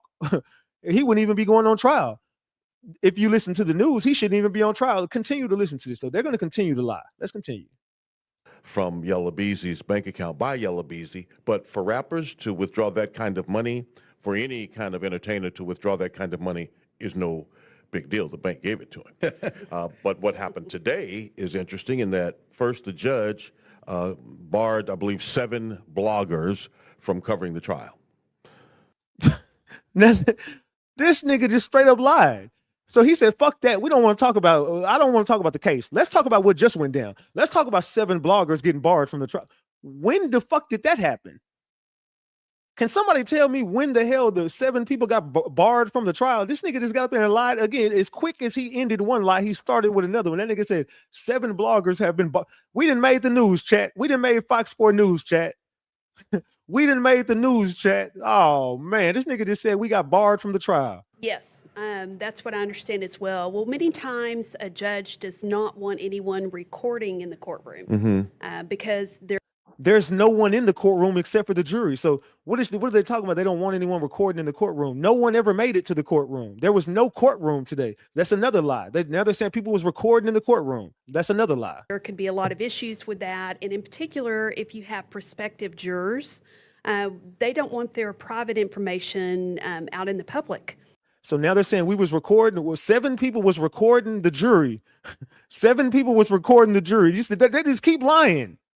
We all seen exactly what happened, and this ain't it. They said 7 bloggers were barred from covering the case, not barred from the trial. We barred from covering it. They said we can't even cover this shit. You are barred from speaking on MO3. So leave it up to Fox 4 News. I can't talk about MO3 no more, let alone I'm sitting here talking about MO3 tonight. Let's keep it a buck. I'm covering the case tonight. I wasn't barred from shit. And so if those bloggers were recording, I can understand why the judge would take issue with that. And we don't want the jurors' private information out in the public. That is the critical part of our judicial process, Allison, I believe, is for the participation of citizens in determining the guilt or innocence of their neighbors. Yes, absolutely. I mean, it's something that trial by jury has been called the cornerstone of our democracy. So not only do we want to encourage people to serve on a jury, we want to encourage them by letting them know they'll be safe in that process. Allison, last week when the judge basically set the terms for the jury selection process, a pool of 77, is that common for a murder trial? It is common to have that size of a jury pool for first-degree murder. In this case, you have the publicity issues as well. And they're talking about first degree. This ain't a first degree murder case. This is a capital murder case. It's like they don't even know what's going on. They don't know none of the facts of the MO3 case. They don't know what happened. They just said we got barred. They don't even know what the fuck happened. They said, well, if they were in there recording the jury, then yeah, they should get barred. We wasn't even in the courtroom. You don't even know the facts of what you're talking about. You just said you got breaking news that you want to talk about this. You don't even know what the fuck you're talking about. Why didn't y'all hit me up for the interview? And I could have told you exactly what went down. See, instead of y'all clout chasing for a story whenever the story was sitting right there, where was y'all at? Where was your antennas? Because we was in the building. Where was y'all? Y'all wasn't in the building. Y'all wasn't around there covering shit that was going on. Y'all set y'all cameras up and left. Let's keep it a buck. And so, we'll see if it will be a sufficient. Matter of fact, it wasn't even no cameras there. Now that I think about it, it wasn't no cameras today. Yeah, there was no camera crew today. So y'all just flat out lying. Y'all wasn't even in the building. Fox was not there. Fox wasn't there. Let's keep it a buck. Number or not. That's one of the things I was thinking. 77, interesting number, but you have to account for some people who will come with excuses, for others who will say they know too much about this case, even if they haven't, because one of the issues in our society, I believe, is that people really don't want to serve. Many people don't want to serve on juries. So then you have each side with their own set of preemptive strikes, and you want to make sure you have enough to get 12 people plus your alternates. Exactly. So in this case, they'll be seating a panel of 12 jurors if it gets to trial. Each side has 10 strikes. So that takes you all the way to 42. Yeah. And then if you have people who show up and maybe they're exempt because of age, or maybe they have proof that they have plans to travel outside the country or something like that. Medical procedures that can't be moved. Exactly. There are a number of reasons people could be excused up front before they even start the voir dire process. Bree West, who is representing Kewan White, the first trial that's supposed to start, something could change, but as of right now, things are going as normal. Bree West last week asked the judge for 2 hours for voir dire. The judge only granted 1 hour and a half for both sides. And then she also asked for a whole new pool if they get through this pool on Monday and have a different pool on Tuesday, and the judge denied that. What does that say to you?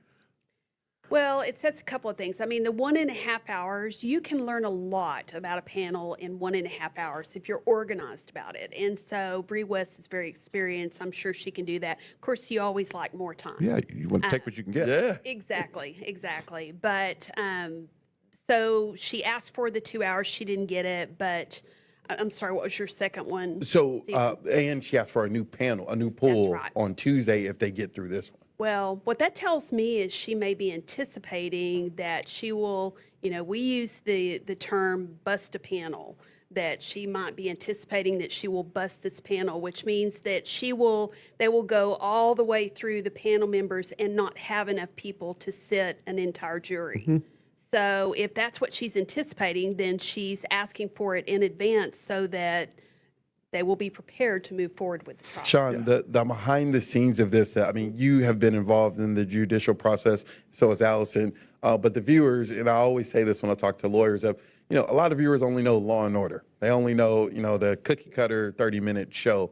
Talk about the uniqueness and importance of Marquise Conway, who is Yella Beezy, who was accused of the murder for hire. The judge told him to be there and be ready today. Why?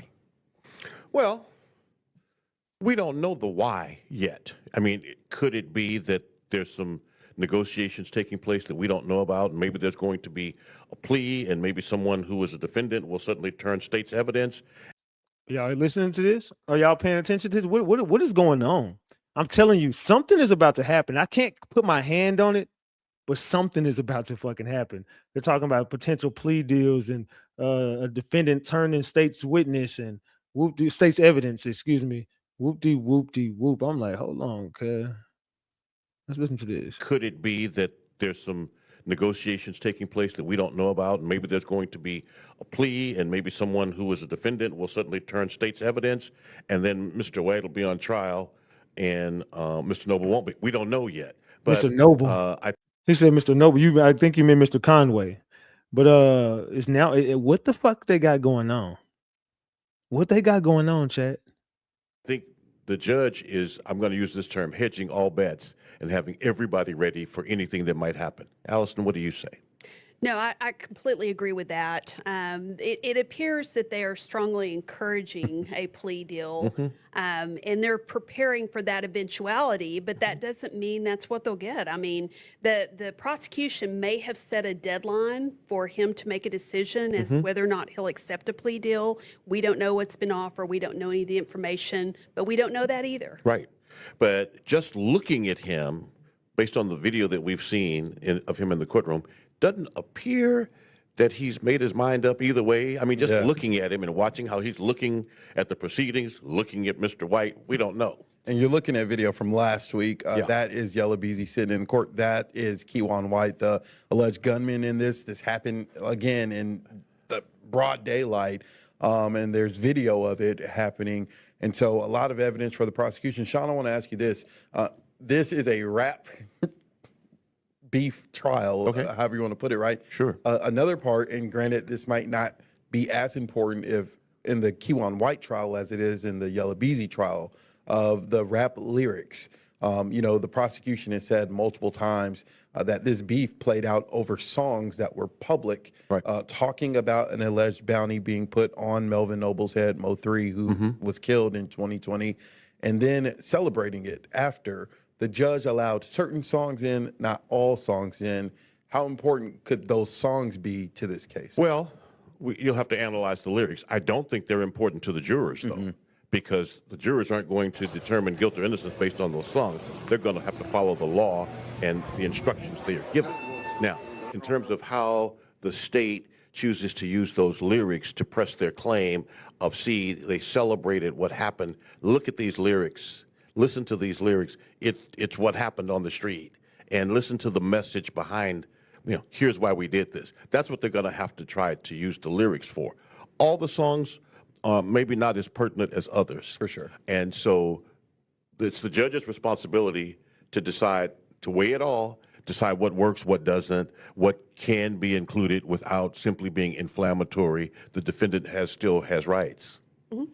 I also think that the attorneys on both sides will be exploring that during jury selection. They will want to know if the prospective jurors, what their feelings are with regard to rap music, what their feelings are with regard to how seriously they might take those lyrics. I mean, one of the things, there's an old Johnny Cash song. Yeah. I shot a man in Reno to watch him die. Yeah. I would bring out an example of something like that, maybe with the jury, and say, so what are your thoughts on this? Do you think that means they should have arrested him after this, or what have you? Because you're doing two things in jury selection. First of all, you're trying to find bias, but there's a small element also of conditioning the jurors for what's about to take place in the trial. Okay. Opening that door. Yeah, because you're not going to have a panel of 12, 20, or 30-something-year-olds. No. You're not. Right, who know this music. It would be unlikely. Yeah, it would be highly unlikely. You could have a panel with no 20-year-olds That's on. right. That's right. I mean, we don't know how many people showed up. And bouncing off of that and talking about how public this case has been, how much public interest we've seen in this. The judge also saying last week that Detective Barnes, who is a key part of this investigation, at least for the prosecution, even though he has a wealth of, and Sean, you've worked with him, even though he has a wealth of knowledge about the rap scene in Dallas, her ruling that he cannot be an expert if this goes to trial in the realm of rap music. Of course, he's still going to testify, but then saying a professor can be an expert, and that professor said something that you were talking about, taking the songs literal. He, in his testimony, said that these rappers are playing characters. They don't really are talking about murdering people or what have you. But Detective Barnes, in those day-long hearings that you and I have been talking about, he said, but this happened. It's the difference between rapping about it and then rapping about it, and then what you said happened. When fantasy becomes reality, kind of, right? Exactly. Yeah, I think, but he's a detective in terms of his being an expert. For sure. He is a detective, a professor, an academician. This is what he studies. This is what he teaches. There's a difference in those two professions. I'm a journalist, and there's some things I can know a lot about. Does not qualify me as an expert in that category. Is that right or not? That's absolutely true. And, another thing I thought about as well is they can still draw in information about the lyrics and how they might relate to the outcomes that they observed without it being a comment on the actual lyrics or that type of thing. One of the things that I had noticed about this trial is that there is the trial for Marquise Conway has a very long witness list. Very long. And, you have to make decisions at some point about where you will, limit the trial or make sure that it's. Do y'all see it now? The narrative has been pushed inside of that building. The narrative has been pushed into the mainstream media. It's out there, fam. Like, they're picking sides. Everybody's starting to see it, bro. They're so pro Yellow Beezy. And I don't know if it's due to the grandmother's ties, but there's something going on in this shit that I'm just telling y'all. I always have said there's been some fucking deal that was made in that Carmelo case, because all of the same players found themselves all back over here as if they gave up something to get something for a big payday, for a big win. You know what I'm saying? Like, I don't know what the fuck finna happen, chat, but something is fucking about to happen. Big, explosive. Something is. I don't know, fam. I'm not all the way convinced that we're going to get our way with all three. I don't know. Something is telling me that, nah, fam, something ain't right. They're doing too much. And then the fact that it's like RatchetTv ends up like the public enemy number one in the MO3 case. Which, I mean, it's understandable, but it's like, bro, what the fuck? Do y'all not realize that I'm not the one who killed MO3? You know what I'm saying? Like, y'all do realize I have absolutely nothing to do with this case, right? I just covered it. I'm not on, I wasn't on HSM side. I wasn't on CME. I wasn't PMG. I wasn't GRC. I wasn't with none of this shit. I was just covering the fucking case. And I just so happened to, you know what I'm saying, want to get justice for MO3. And all of this information came out, but me being public enemy number one while y'all fighting the murder case and trying to draw all the attention on me is like, it's like y'all are distracting. I'm the distraction, but I don't like being the distraction. I'm too smart to be a distraction. So I just feel like everyone is, and that's why I'm real quiet. I mean, I'm popping my shit, but I'm real quiet. Like, bro, what the fuck are they doing? What is really going on here? Let's go, chat. It's focused on. But these people definitely have picked a side. Is it just me, or does the news sound like they on Yellow Beezy's side? Like, hey man, they ain't really got nothing on these, man. These boys finna walk. The most pertinent information, or you will have a trial that may last months. But you do that, you edit as you go, and you're weighing every day how we came out today, how you think we're doing as a defense or as the prosecution. Do we need all these witnesses that we put on this list? Maybe not at this point, because and it could be a scare tactic, right? For the other side of, oh, they have this person and this person. I didn't think they were going to add this person to their list. I want to break down, of course, the Yellow Beezy case side of things is getting way more attention because of the rap lyrics, because of the. My question is, with the lawyers today doing voir dire, do they kind of have to have a strategy of not talking so much about the person who's not on trial, or is that part of this? You get what I'm saying? Like, Kewan White is the trial that the jury is trying to be seated for. But how much of this you gotta still talk about it in its totality, right? Well, I think you have to talk about Yellow in order to put White on the stand, to try him. You can't talk about his role without talking about the alleged role of Yellow Beezy. So he is going to be part of all conversations about Kewan White, I believe.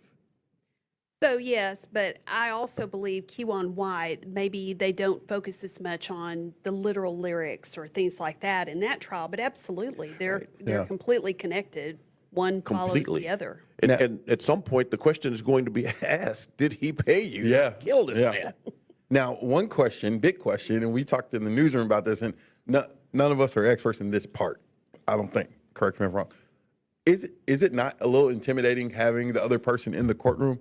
I mean, not Kewan White, Marquise Conway, Yellow Beezy is sitting in the courtroom during this. He's not the person that the jury is being sat for, but I'm sure they're asking questions that relate to him.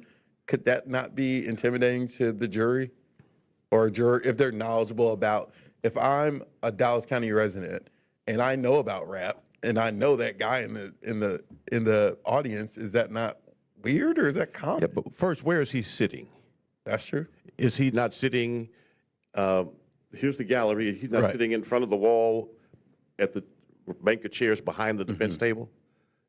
That's where he's been sitting every day. Okay, so he's sitting in the area where defendants and their attorneys sit. Correct. I think his being there, his lawyers have to be there as well for this jury. Yeah.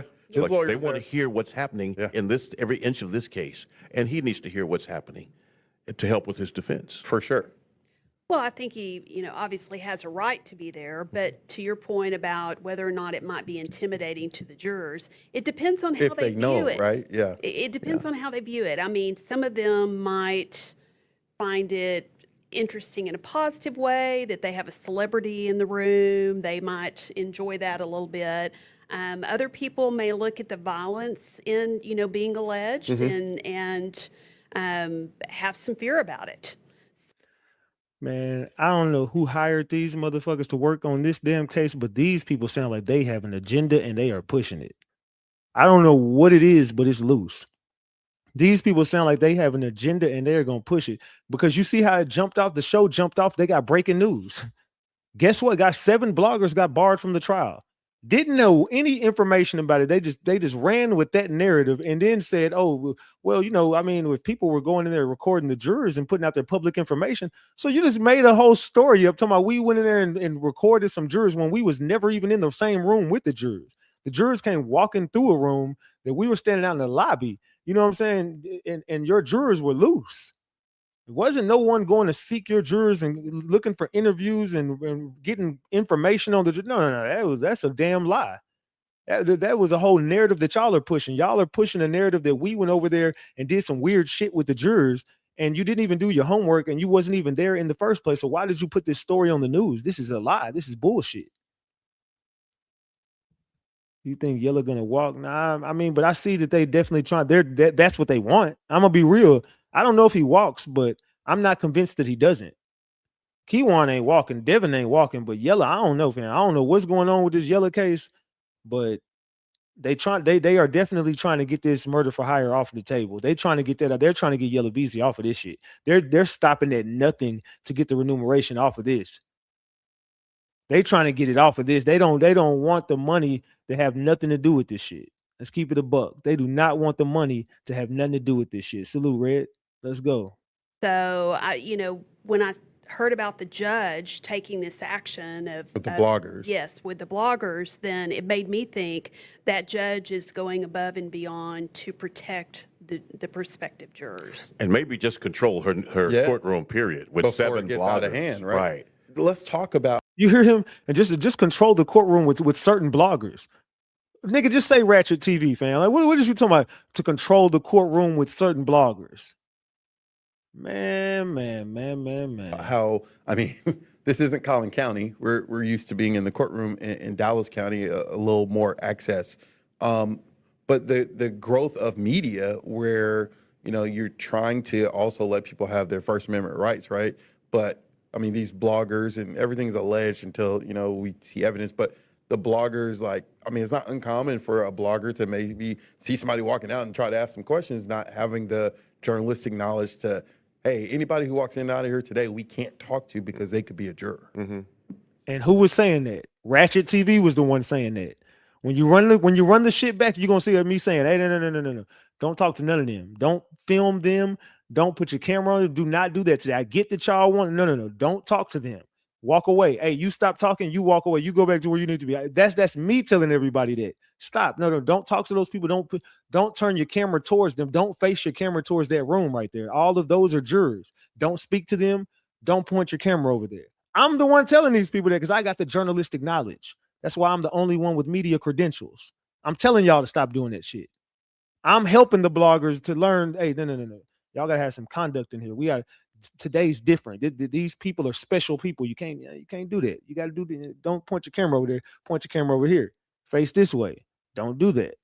They said you sure said all of that. Y'all heard me say. I said no. Hey, aren't you supposed to be in courtroom number 7? I know because I see juror on your shit. I'm like, oh, are you in courtroom number 7? Yes. Oh, you need to go back over. No, I can't. No, stop, y'all. No one to say nothing to stop. No, you need to go. You need to going on about your business. Going on. I'm not being rude. I'm doing my job. At that point, once I figure out, once I look at you got a juror thing on you and you're trying to cover it up. No, I don't know what you got going on, but I think you're supposed to be right there. You need to go over there. I don't want to talk to you. I don't got nothing to say to you. Bye-bye. Hell no. You stop. Y'all stop asking. Don't ask nothing. Y'all stop. Everybody chill. You walk off. You walk away. That's me telling everybody that. But you don't even know what the fuck you talking about. Your goofy ass, dog. That's why I don't like the news, bro. Talk about just the evolution of this.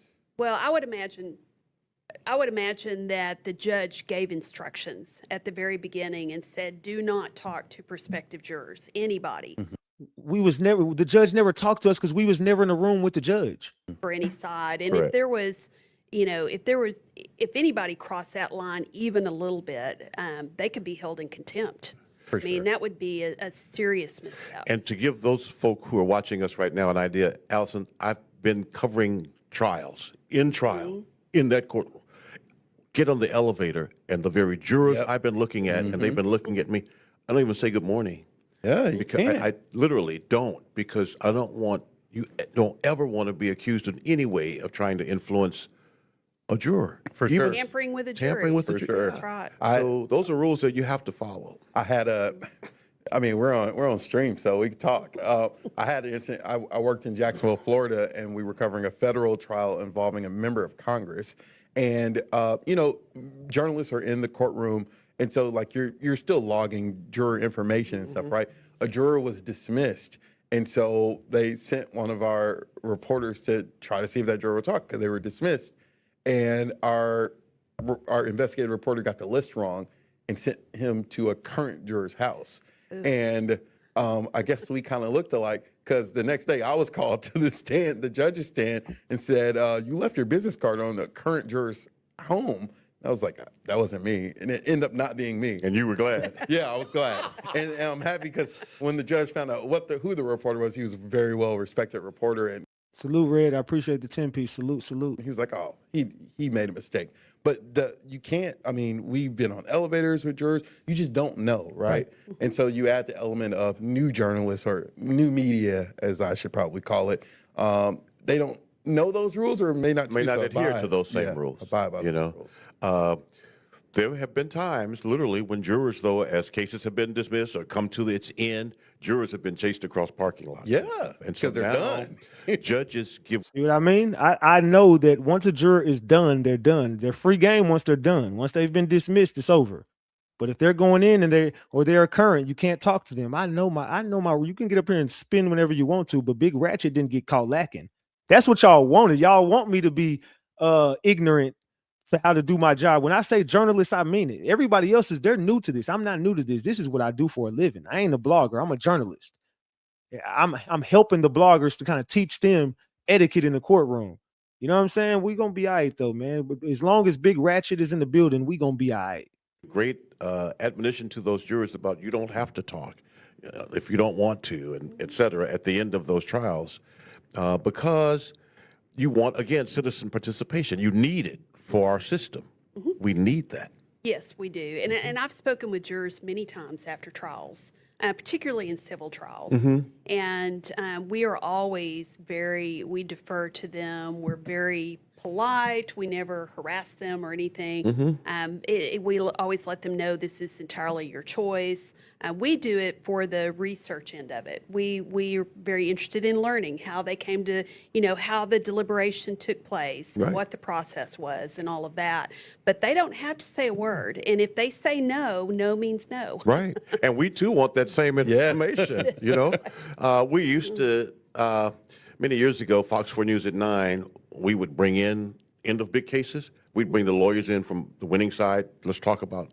We'd try to get jurors to come in. Sometimes they'd come in, and we'd talk live in studio. Heather Hayes, Steve Eager, Clarice Tinsley, about how you came to these decisions. What was the deliberation like? It is fascinating to learn what happens in that jury. And talk about how every jury is totally different, right? It's not the same of people see a verdict in any case, and how did they get to that? Or what, in your time working with juries and studying juries, I mean, is there any consistent, or is everything just it depends on that case? It depends on how the case was presented to them. Well, there are some consistencies, some things you can, for example, when we design a mock trial, there are some things. And y'all reading this shit, it says, the shit on the thing says, judge bans bloggers from courtroom. Y'all see this shit? The amount of lies that this news is telling. Fox 4 is full of shit. They literally, and when I see somebody from Fox, I'm asking, man, y'all got up there and ran a lie on y'all newscast, right? Because that did not happen. Like the judge never said a word to us about being barred from the courtroom. That just did not happen. That's a complete fucking lie. Like that's a complete lie. The Cash App mods, drop my Cash App, please. We know we want to test going into it, things that could be consistent across different cases. But I will tell you what one jury finds in one place might be entirely different from a jury 40 miles away. Venue is really key. Venue is key. And the demographics of those two areas makes a difference in how that jury is going to be seated, and then how that jury is going to come to its conclusions. And I mean, the main name in this, Marquise Conway, Yellow Beezy, is from Dallas, from Oak Cliff. I'm gonna be transparent. I don't know where Kewan White is from. I know Melvin Noble, the person who was killed, was from North Dallas. And so, I mean, you have not just a rap beef, but local guys who are involved. And so that, some people in this jury pool may know of them or know their family. I mean, just depends. I mean, I know 77 out of how many people live in Dallas County is a big difference. All right. You just have to wait and see what happens with this jury pool. I mean, I think because jurors cannot talk to each other about the case, They're not supposed to while the case is in trial. And so the first conversation is after they've gotten the charge and they retire and they have a four-person, and that person says, let's take a vote, guilty, innocent. And then it starts from there. That's So what they're trying to save face from happening is the feds come in and swooping in on the MO3 case. Let me just be the first one to tell y'all, the feds are watching this as closely as possible. This is as close as the feds are getting to moving in on them, and they might have to move in quicker than they want to. A lot of shit that's fixing to boil down to is the key witness on this case, which is Jose Bodega. You got two options, brother. You can either get with the program or we're coming. And you know we're coming because when this happened, everybody got picked up by the feds. They didn't get picked up by DPD. Remember, DPD questioned people, but the feds arrested them. Everybody who got arrested by the feds. Jerry Johnson got arrested by the feds. Jose Bodega got arrested by the feds. Only person that didn't is Yella Beezy. Yella Beezy got arrested by Dallas police, but the feds are waiting on him. Trap Boy Freddy got picked up by the feds. Devin Brown got arrested by the feds. Keywan White got arrested by the feds. Then they went and did their fed time, and then they went to Dallas County after they was done with their fed shit. But they got approached by the feds. The feds came to Keywan with a deal. The feds came to Devin with a deal. The feds came to Jerry with a deal. The feds came to Jose Bodega with a deal. The feds came to Trap Boy Freddy with a deal. Who bit the cheese? Who bit the cheese? The feds were knee deep on this case from the very beginning. That's why when you look up the facts of the case, it says this is a Dallas Police Department case, an ATF case, and an FBI case. This is all three. This is by the ATF, the FBI, and the Dallas Police Department, and other police departments assisting on this just based on them being a part of the trial, based on evidence and testimony. But other than that, this is a Dallas Police Department case. This is a FBI case, which is a federal case, and this is an ATF case. It's a Fed case because it happened on a highway. So the part that people are forgetting was, for some reason, the feds have never even made their presence known in this case, but behind the scenes. That's why when the state is talking to you, they're like, we're not offering any deals. Any deals that have been made or will be made in this case is the feds. We don't have nothing to do with it because this ain't our case. We're just trying. This ain't our case. We're just trying it. We know once we wrap up our case, there's a whole nother investigation that's been taking place. And I don't know when they going to wrap it up or what they got going on, but we going to convict these motherfuckers and they're going to be sitting in Dallas County until the feds come get their ass. Whatever we got to do, we going to do it in Dallas County because it happened in Dallas County. And we got to try it in Dallas County. But for some reason, the feds have not picked this case up. The feds are waiting on something. And a lot of the shit the feds were waiting on was Jose Bodega. Remember, I told y'all, I gave y'all the information yesterday that Jose Bodega, the day of the raid, he contacted a girl. This girl ends up telling me that Jose Bodega got picked up by the feds. She says Jose Bodega was picked up by the feds and then they kept him for a while and then they ended up releasing him. But I know they kept him there long enough for them to go raid South Dallas and Oak Cliff and pick up GRC Florida, who was tied directly to Jose Bodega. And they went and got a bunch of other people who was tied to a bunch of other trap houses that Jose Bodega might or might not know about, allegedly.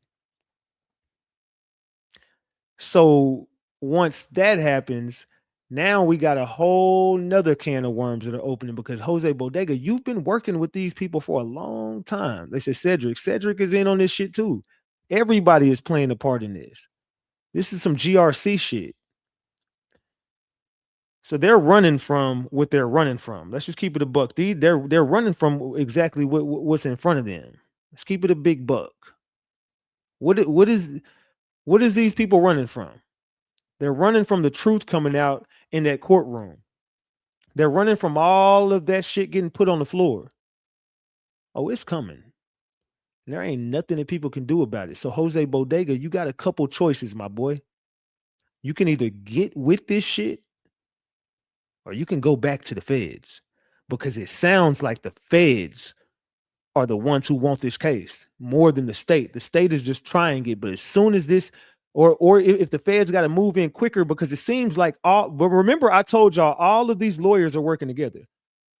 Devin Brown's lawyers working with Jerry's lawyer, Jerry's lawyers working with Yella's lawyer, Yella's lawyers working with Keywan's lawyer. They're all working together to put a play together so they all can get off. They all working together to put a play together so they can all get off. It's a GRC White Tongue. You getting picked up too. It's going to be some things that happen to people that, you know, it's going to be in over a lot of people's heads. It's going to be in over a lot of people's heads. Let's make a phone call.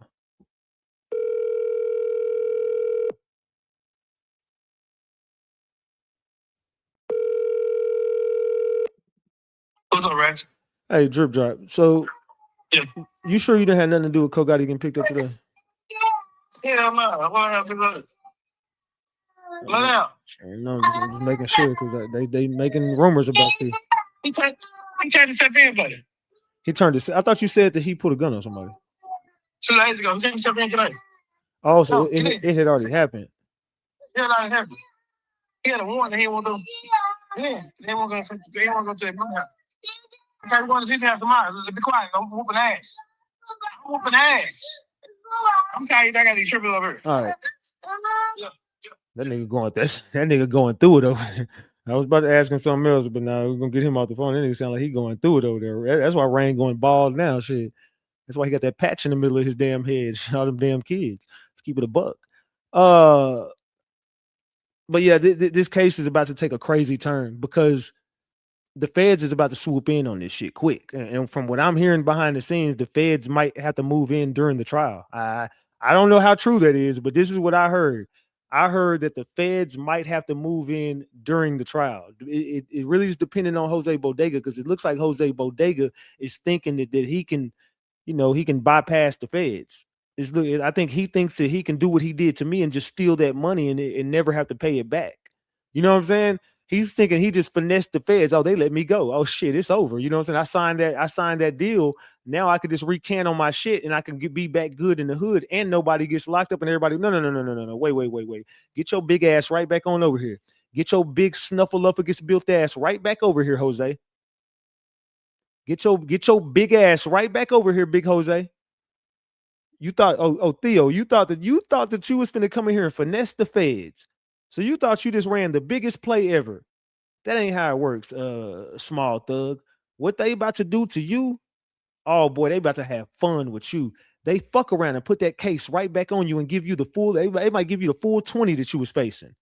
Nigga, go sit your bitch ass down for 20 years and go down for this MO3 shit on top of that, for the shit you told us you knew. The shit you told us in that grand jury testimony, that was all you knew about these things and you didn't come forward with the information anyway. So technically we can charge you with an accessory with this shit. You can go down right with these niggas if you don't. Oh, you want to recant? Well, let's put you back on. Let's put you in state custody, and then we gonna pick you up in the feds with these niggas whenever you go down with them niggas in the state. How about that, Jose? How about that? Allegedly, I'm just saying that could be a scenario. That could be a scenario, chat. Could be. Jose Bodega thinks he's about to run a play on the feds. Nah, small thug. That ain't how this works. Pretty much, that's about the only consistency I think you can count on, right? Personalities take control of the conversation. Is that right? They do. Yeah. And sometimes they get in that the deliberation room, and they look at each other, and sometimes they'll take an initial vote, and sometimes they just have open discussion, and then but a lot of times they're surprised at what the charge says. Many times the language in the charge is very different from what they thought they would be deciding in this case. Okay. So they read through the charge first a lot of times, and then they get over their surprise about maybe something in the charge, and then they might take a vote or discuss it, but that's how they start to see, is there a consensus? And many times they might be surprised that they saw the trial a whole different way than somebody sitting right next to them throughout the course of the trial. That's the beauty of the jury system, though. It is. Right. And then you got to hash that out and come to a mutual convince agreement. Somebody else, no, this is how it was, and this is how we should vote. And that actually happens. And it takes time. It could take a few hours. It could take a few days. When you consider the weight of the responsibility, it should take time. It should take time. No matter what the case is. Right. A lawyer in the courtroom told me everything is going as planned. So, I mean, that could change, but everything's going as planned. You know, they're going through the voir dire process.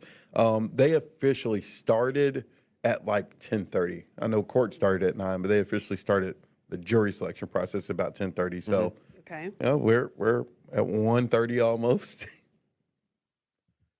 I wonder if they've taken a lunch break or not. I have not heard about a lunch break. Now, I don't know if that pause with the blogger issue turned into a lunch break, because the blogger issue was around 11:20-ish before you went on our newscast. So, you know, if a jury is seated today, then trial starts 9 a.m. tomorrow, and you got opening statements. So if there's going to be a plea deal, remember, it can happen at any time. Right. It can happen tomorrow morning. It can happen at any time during the trial, Yeah. even. So we'll just have to watch. That's an added element of drama to this particular case, I think, because a lot of people are wondering, what will White do? He's already doing time. Yeah. You know, and if this really happened, is he going to keep the code of the streets and just take the time, whatever happens? Or is he going to say, hey, hold on a minute? I mean, that's part of the drama here. Yes, it is. I mean, it's a huge decision for him. He's got to look at it like, you know, am I going to make this decision that could give me more time in prison, or am I going to make a decision? And if he agrees to do that, then he may be agreeing to testify, you know, for the prosecution. Oh, I'm pretty sure that would definitely have to be part of it. Well, yeah. I would think so. And if that's the case, then what might the consequences be of that? Right. Now, So again, if there is a plea deal made for Keywan, he's gonna have to snitch. There's no way around it. If Keywan gets any type of deal, Keywan has to take the state for the take the stand for the state. He has to. You would only think that if a plea deal is made for Keywan, if they throw the remuneration off of the table at any point, Keywan would have to give them Trap. He would have to give them Yella. He would have to give them Jerry. He would have to tell them everything that he knows about this case. He would have to just come forward with all of the information, which is the smartest thing for him to do, because Keywan, they got you, bro. I don't know why the fuck you're taking this to trial. I guess it's only because the death penalty is on the table, and I mean, you probably rather get life than the death penalty. But at the same time, Keywan, you really don't have a way out of this. I'm gonna be real, bro. There really ain't there's no out for you. It's really like it's all or nothing, my nigga. You either go all the way in and snitch on everybody, or just take the life or the death penalty. Because if you go to trial with the shit they got on you, Keywan, to be real, I wouldn't even want nobody to see all the evidence if I had that much evidence on me, I wouldn't even want to go to trial and face that shit, bro. I would just say, man, please, bro. I would get on my hands and knees and just beg them for a plea deal at this point. Please give me a plea deal, fam. Please. I would tell everything. That's where you should be. the question is that I know the judge told all parties involved to be ready, right? Let's just say, we're just talking, let's say a deal is reached and he agrees to testify. Does that delay the start? I mean, they would have to do jury selection for Marquise Conway. Start over again. Yeah. Right? You have to send out notices. That's going to be a few months process, I would guess. Well, it just depends on how the judge has scheduled it. Okay. Because there are panels of people who are coming into the courtroom for trials. Right. But I mean, you don't just call down there and say, hey, can you send up 77 jurors, Right. you know? And we don't know, does she have another trial already scheduled on her calendar? What's in the future for her? That's true. You know, but yeah, it would be, this panel would not be considered for Yella Beezy. Hold on. I just got some news. It says Jose Banks made this statement today. Jose Banks says, somebody tell MO3 baby mama she is correct. I don't give a fuck about his case. Your baby daddy died because he talked too much and hold on. Wow. Whoa. Look at this shit, chat. Whoa. Let me send this to myself. Hold on real quick. Let me send this to myself. Give me 1 second. Wow, chat. Hold on. We got breaking news. Hold on. We got breaking news, chat. Oh shit. Hold on, chat. All right, give me this. Give me a second. Let me pull this up real quick. Hold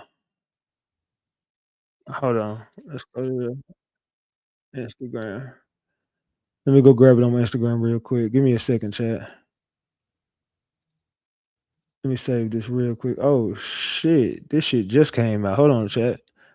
Look at this shit. All right. So look at this. Oh, hold on. Why'd I do that? Let me do it like this. Let me remove that real quick. All right. Image. Let's go here. Damn it. Why did I do that again? I just did it again. Give me 1 second. I need to share my screen. That's what I need to do. Share my screen. All right, boom. There we go. All right, here we go. Here we go. All right, boom. So look at this. It says, somebody tell Mo3 baby mama she is correct. I don't give a fuck about his case. He died. Your baby daddy died because he talked too much and kept up mess. The whole city of Dallas know. Now, I didn't always feel this way until motherfuckers took to the internet to try to throw dirt on my name, until my address was leaked to the public, until my name was dragged across the internet. But now it's F anybody. I don't bother nobody and can care less about what anybody got going on. I wrote you in 2020 to tell you and didn't have nothing to do with Mo3's death. But you chose to go on a smear campaign, you and his powder head ass manager. Your baby daddy wasn't no motherfucking saint. He was well aware of what he had going on. Everybody did. Me, on the other hand, bitch, what would I possibly gain for setting him up? You just a bit jealous and need a mental evaluation. Man. Steady poking the bear. Now the beast up. I be trying to keep the peace and bite my tongue, etc. I don't know what she got going on, chat, but she just said Mo3 died because he talked too goddamn much. I told y'all she was going to show her true colors right at the trial. I told y'all Jossie was going to show her true colors right as soon as this trial started. Didn't I tell y'all this was going to happen? Man. Jocelyn.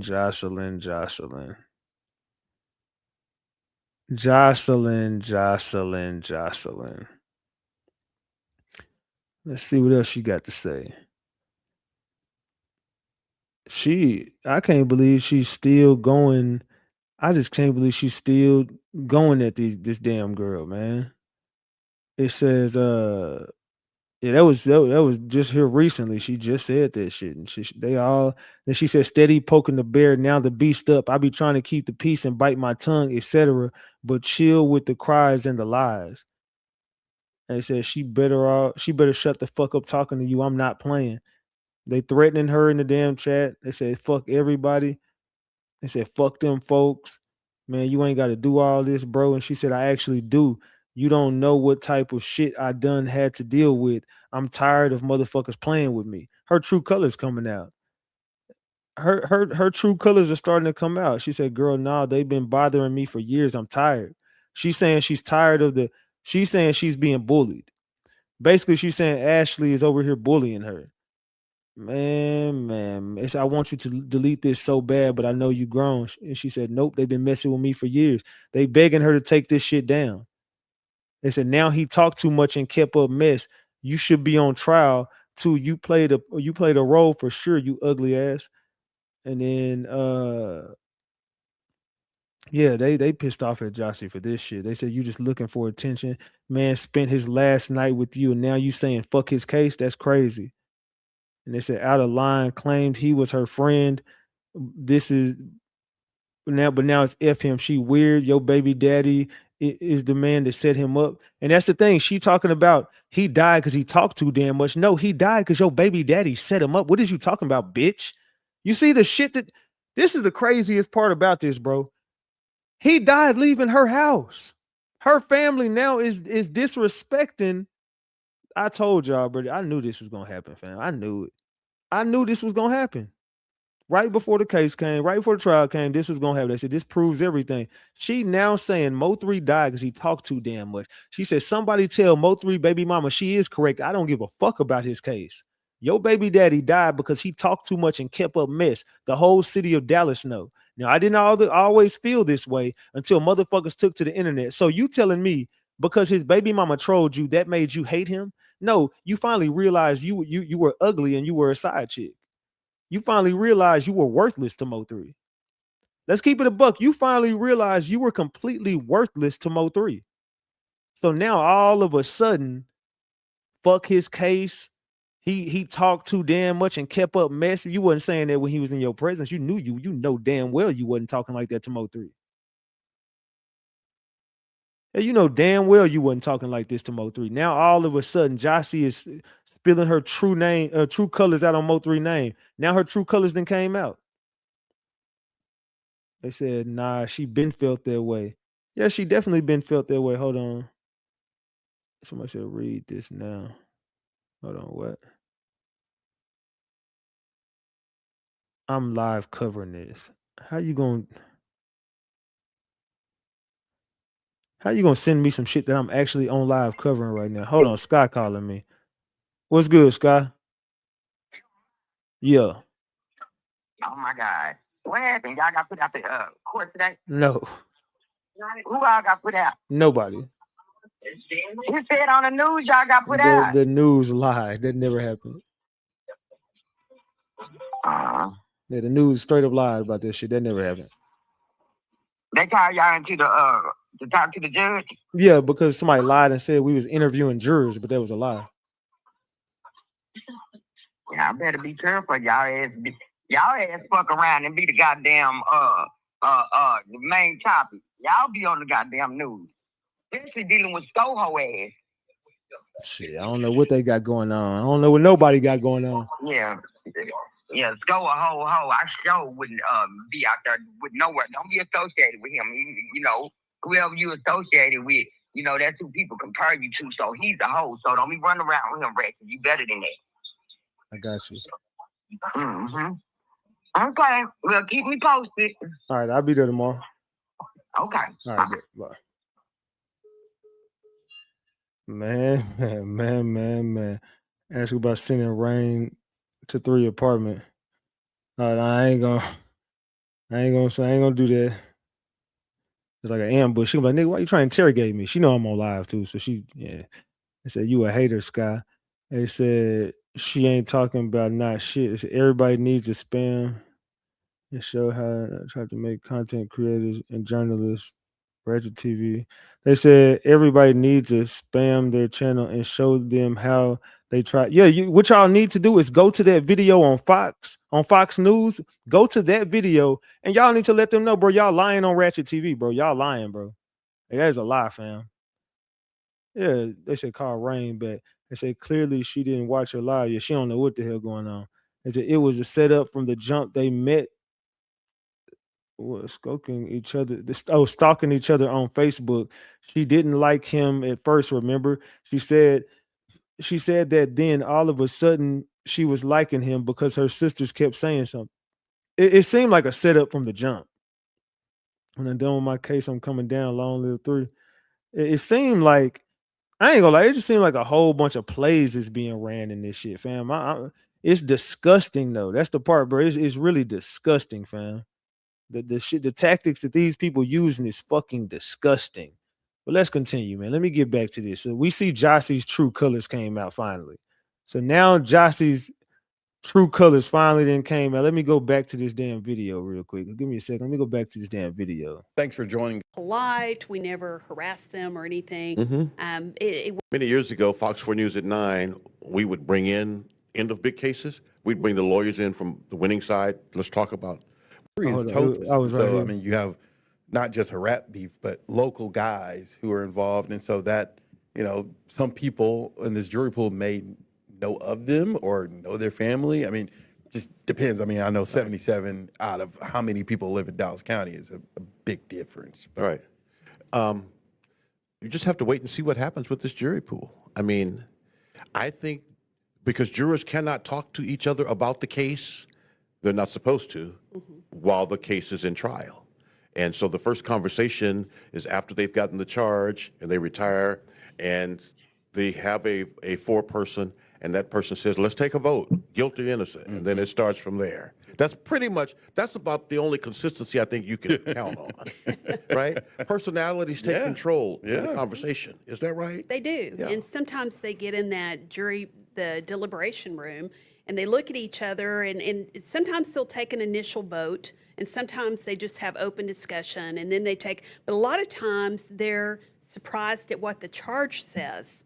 Many times the language in the charge is very different from what they thought they would be deciding in this case. Okay. So they read through the charge first a lot of times, and then they get over their surprise about maybe something in the charge, and then they might take a vote or discuss it, but that's how they start to see, is there a consensus? And many times they might be surprised that they saw the trial a whole different way than somebody sitting right next to them throughout the course of the trial. That's the beauty of the jury system, though. It is. Right. And then you got to hash that out and come to a mutual convince agreement. Somebody else, no, this is how it was, and this is how we should vote. And that actually happens. And it takes time. It could take a few hours. It could take a few days. When you consider the weight of the responsibility, it should take time. It should take no time. matter what the case is. Right. A lawyer in the courtroom told me everything is going as planned. So, I mean, that could change, but everything's going as planned. They're going through the voir dire process. They officially started at like 10:30. I know court started at 9, but they officially started the jury selection process about 10:30. So, okay. We're at 1:30 almost. I wonder if they've taken a lunch break or not. I have not heard about a lunch break. Now, I don't know if that pause with the blogger issue turned into a lunch break, because the blogger issue was around 11:20-ish before you went on our newscast. So, if a jury is seated today, then trial starts 9 a.m. tomorrow. Then you got opening statements. So if there's going to be a plea deal, remember, it can happen at any time. Right. It can happen tomorrow morning. It can happen at any time during the trial, Yeah. even. So we'll just have to watch. That's an added element of drama to this particular case, I think, because a lot of people are wondering, what will White do? He's already doing time. Yeah. And if this really happened, is he going to keep the code of the streets and just take the time, whatever happens? Or is he going to say, hey, hold on a minute? I mean, that's part of the drama here. Yes, it is. I mean, it's a huge decision for him. He's got to look at it like, am I going to make this decision that could give me more time in prison, or am I going to make a decision? And if he agrees to do that, then he may be agreeing to testify, for the prosecution. I'm pretty sure that would definitely have to be part of it. Well, yeah. I would think so. And if that's the case, then what might the consequences be of that? Right. Now, the question is, and I know the judge told all parties involved to be ready, right? Let's just say, we're just talking, let's say a deal is reached and he agrees to testify. Does that delay the start? I mean, they would have to do jury selection for Marquise Conway. Start over again. Yeah. Right? You have to send out notices. That's going to be a few months process, I would guess. Well, it just depends on how the judge has scheduled it. Okay. Because there are panels of people who are coming into the courtroom for trials. Right. But, I mean, you don't just call down there and say, hey, can you send up 77 jurors, Right. And we don't know, does she have another trial already scheduled on her calendar? What's in the future for her? That's true. But yeah, it would be, this panel would not be considered for Yella Beezy. No, not at all. It would be a very different panel, but have they already scheduled it? We just don't know. Right. And so a lot Already been 6 years. Yeah. That too. Now, what does that say? I mean, the fact, because we have some perfect example, Carmelo Anthony. I mean, it happened last year, and we already had. So the caveat or the asterisk there is Collin County does not have the caseload. Y'all don't never hear the news doing no shit like this. This is cringy as fuck. The news they don't even know what the fuck they talking about. That's the crazy part. They have no idea anything. They don't know anything about this case. They just randomly want to pick it up because new media is taking over the case and they see it. So they're trying to jump in front. Oh, whoa. New media. They don't have any etiquette and know-how, or they don't know any better. Shut up with this. This is cringe at best. Y'all are not in the know about anything MO3. But in Dallas, Allison will agree, the average case like a homicide is about 2 years coming to trial. We're 4 years beyond that, albeit COVID was in the middle of that. Yeah. We are still 6 years from this happening. And that is something unusual, I will say, in Dallas County. 6 years is a long time. I'm not even talking about like, oh, person having a fair trial. Just 6 years is a long time in general. Now we're finally here. Now we're waiting to see, will any of this be interrupted now? Billy Shamir, our serial killer, was 2 years, more or less. It is a long time, and I wonder if it takes a little bit of the shock value off of what happened. I mean, because a lot of people remember that video of someone jumping out of a car on I-35 with a rifle and hunting someone down. I mean, that's something that can stay top of mind for a while, but 6 years is a long time. And of course, the arrests weren't immediate. You know, we have to consider all of that too. But it's been a long time since it happened. And it's been a long time, I believe, since the charges have come, indictments have come down. My question, in your experience working with juries and talking to jurors, how much of it, you know, the judge says, oh, you know, don't go watch the news, and or did you hear anything in the past about this? How much of the human element, and like you said, some people rap might not be their flavor of the month, but have seen coverage of this and just like, I still think I can be impartial. Like, have you gotten any feedback from jurors in cases similar to something like this where it has had a lot of media attention and they say, oh, I've seen stuff, but I can still be impartial? Sure. I mean, that's the big question.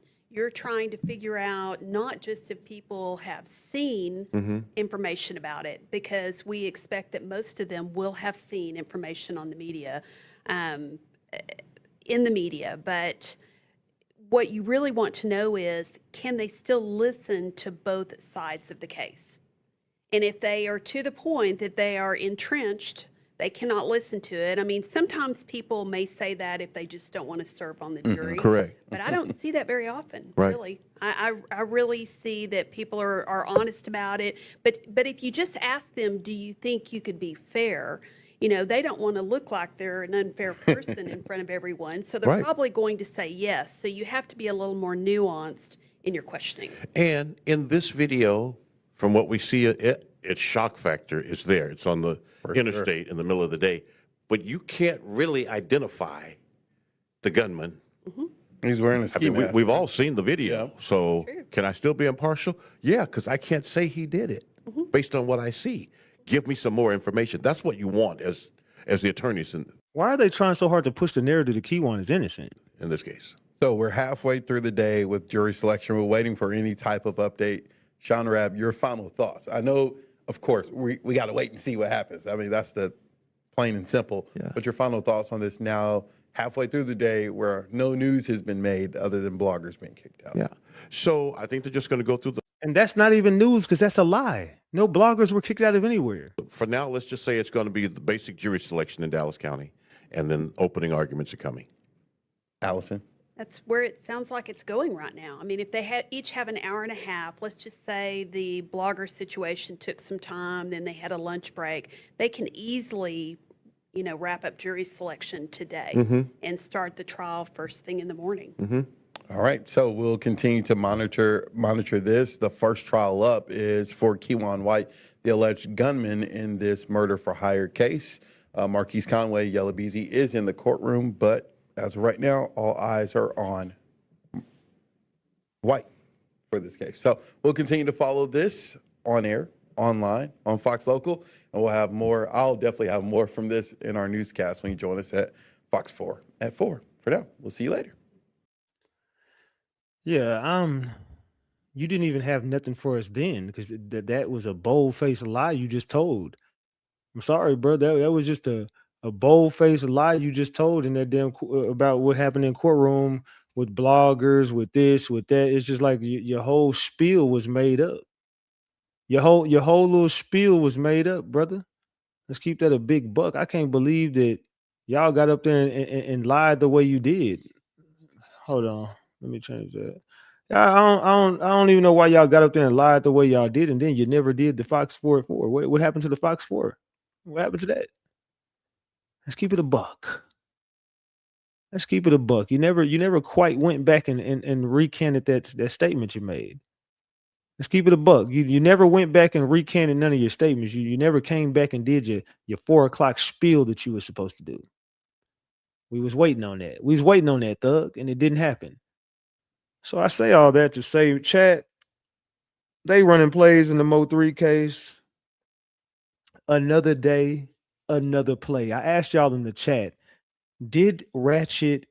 is Ratchet banned from the trial? 92% of the room with 1,300 votes say no.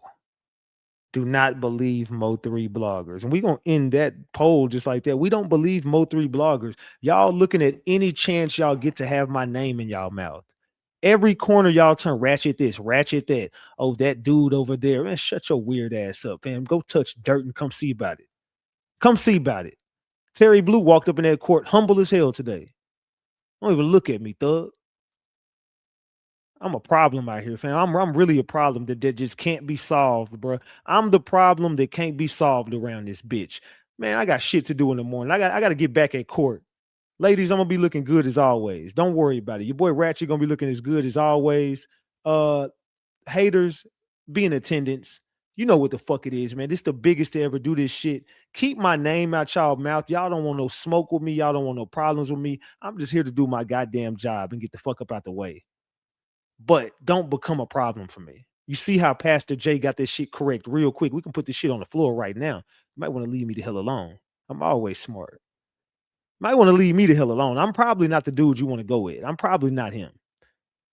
This ain't that and that ain't this. But what I can say is I got trial in the morning.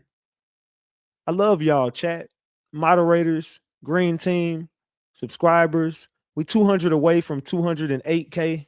We 200 subscribers away from 208K. So if you haven't subscribed to the channel, make sure you go ahead and subscribe to the channel.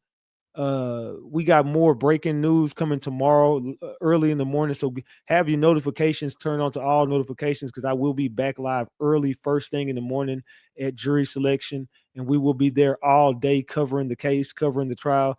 I'm probably going to pull an all-dayer. We're going to see. We'll see how it shapes up. But I know that Wednesday morning, I know for a fact the trial will start at 9 a.m. Wednesday morning, 8:30, 9 o'clock. So I got to be up early in the morning. I love y'all, chat. Salute to everybody. I see y'all in the morning. Good night. This your boy Big Ratchet. That's Ratchet Gang. And this is RatchetTv. We report. You decide. Hey, chat. I'm gone, gang. Stole that shit. That's what I do, nigga. Fuck, nigga, I stole that shit. That's what a lot of y'all word, cuz y'all word ass people. I'm tired of that shit.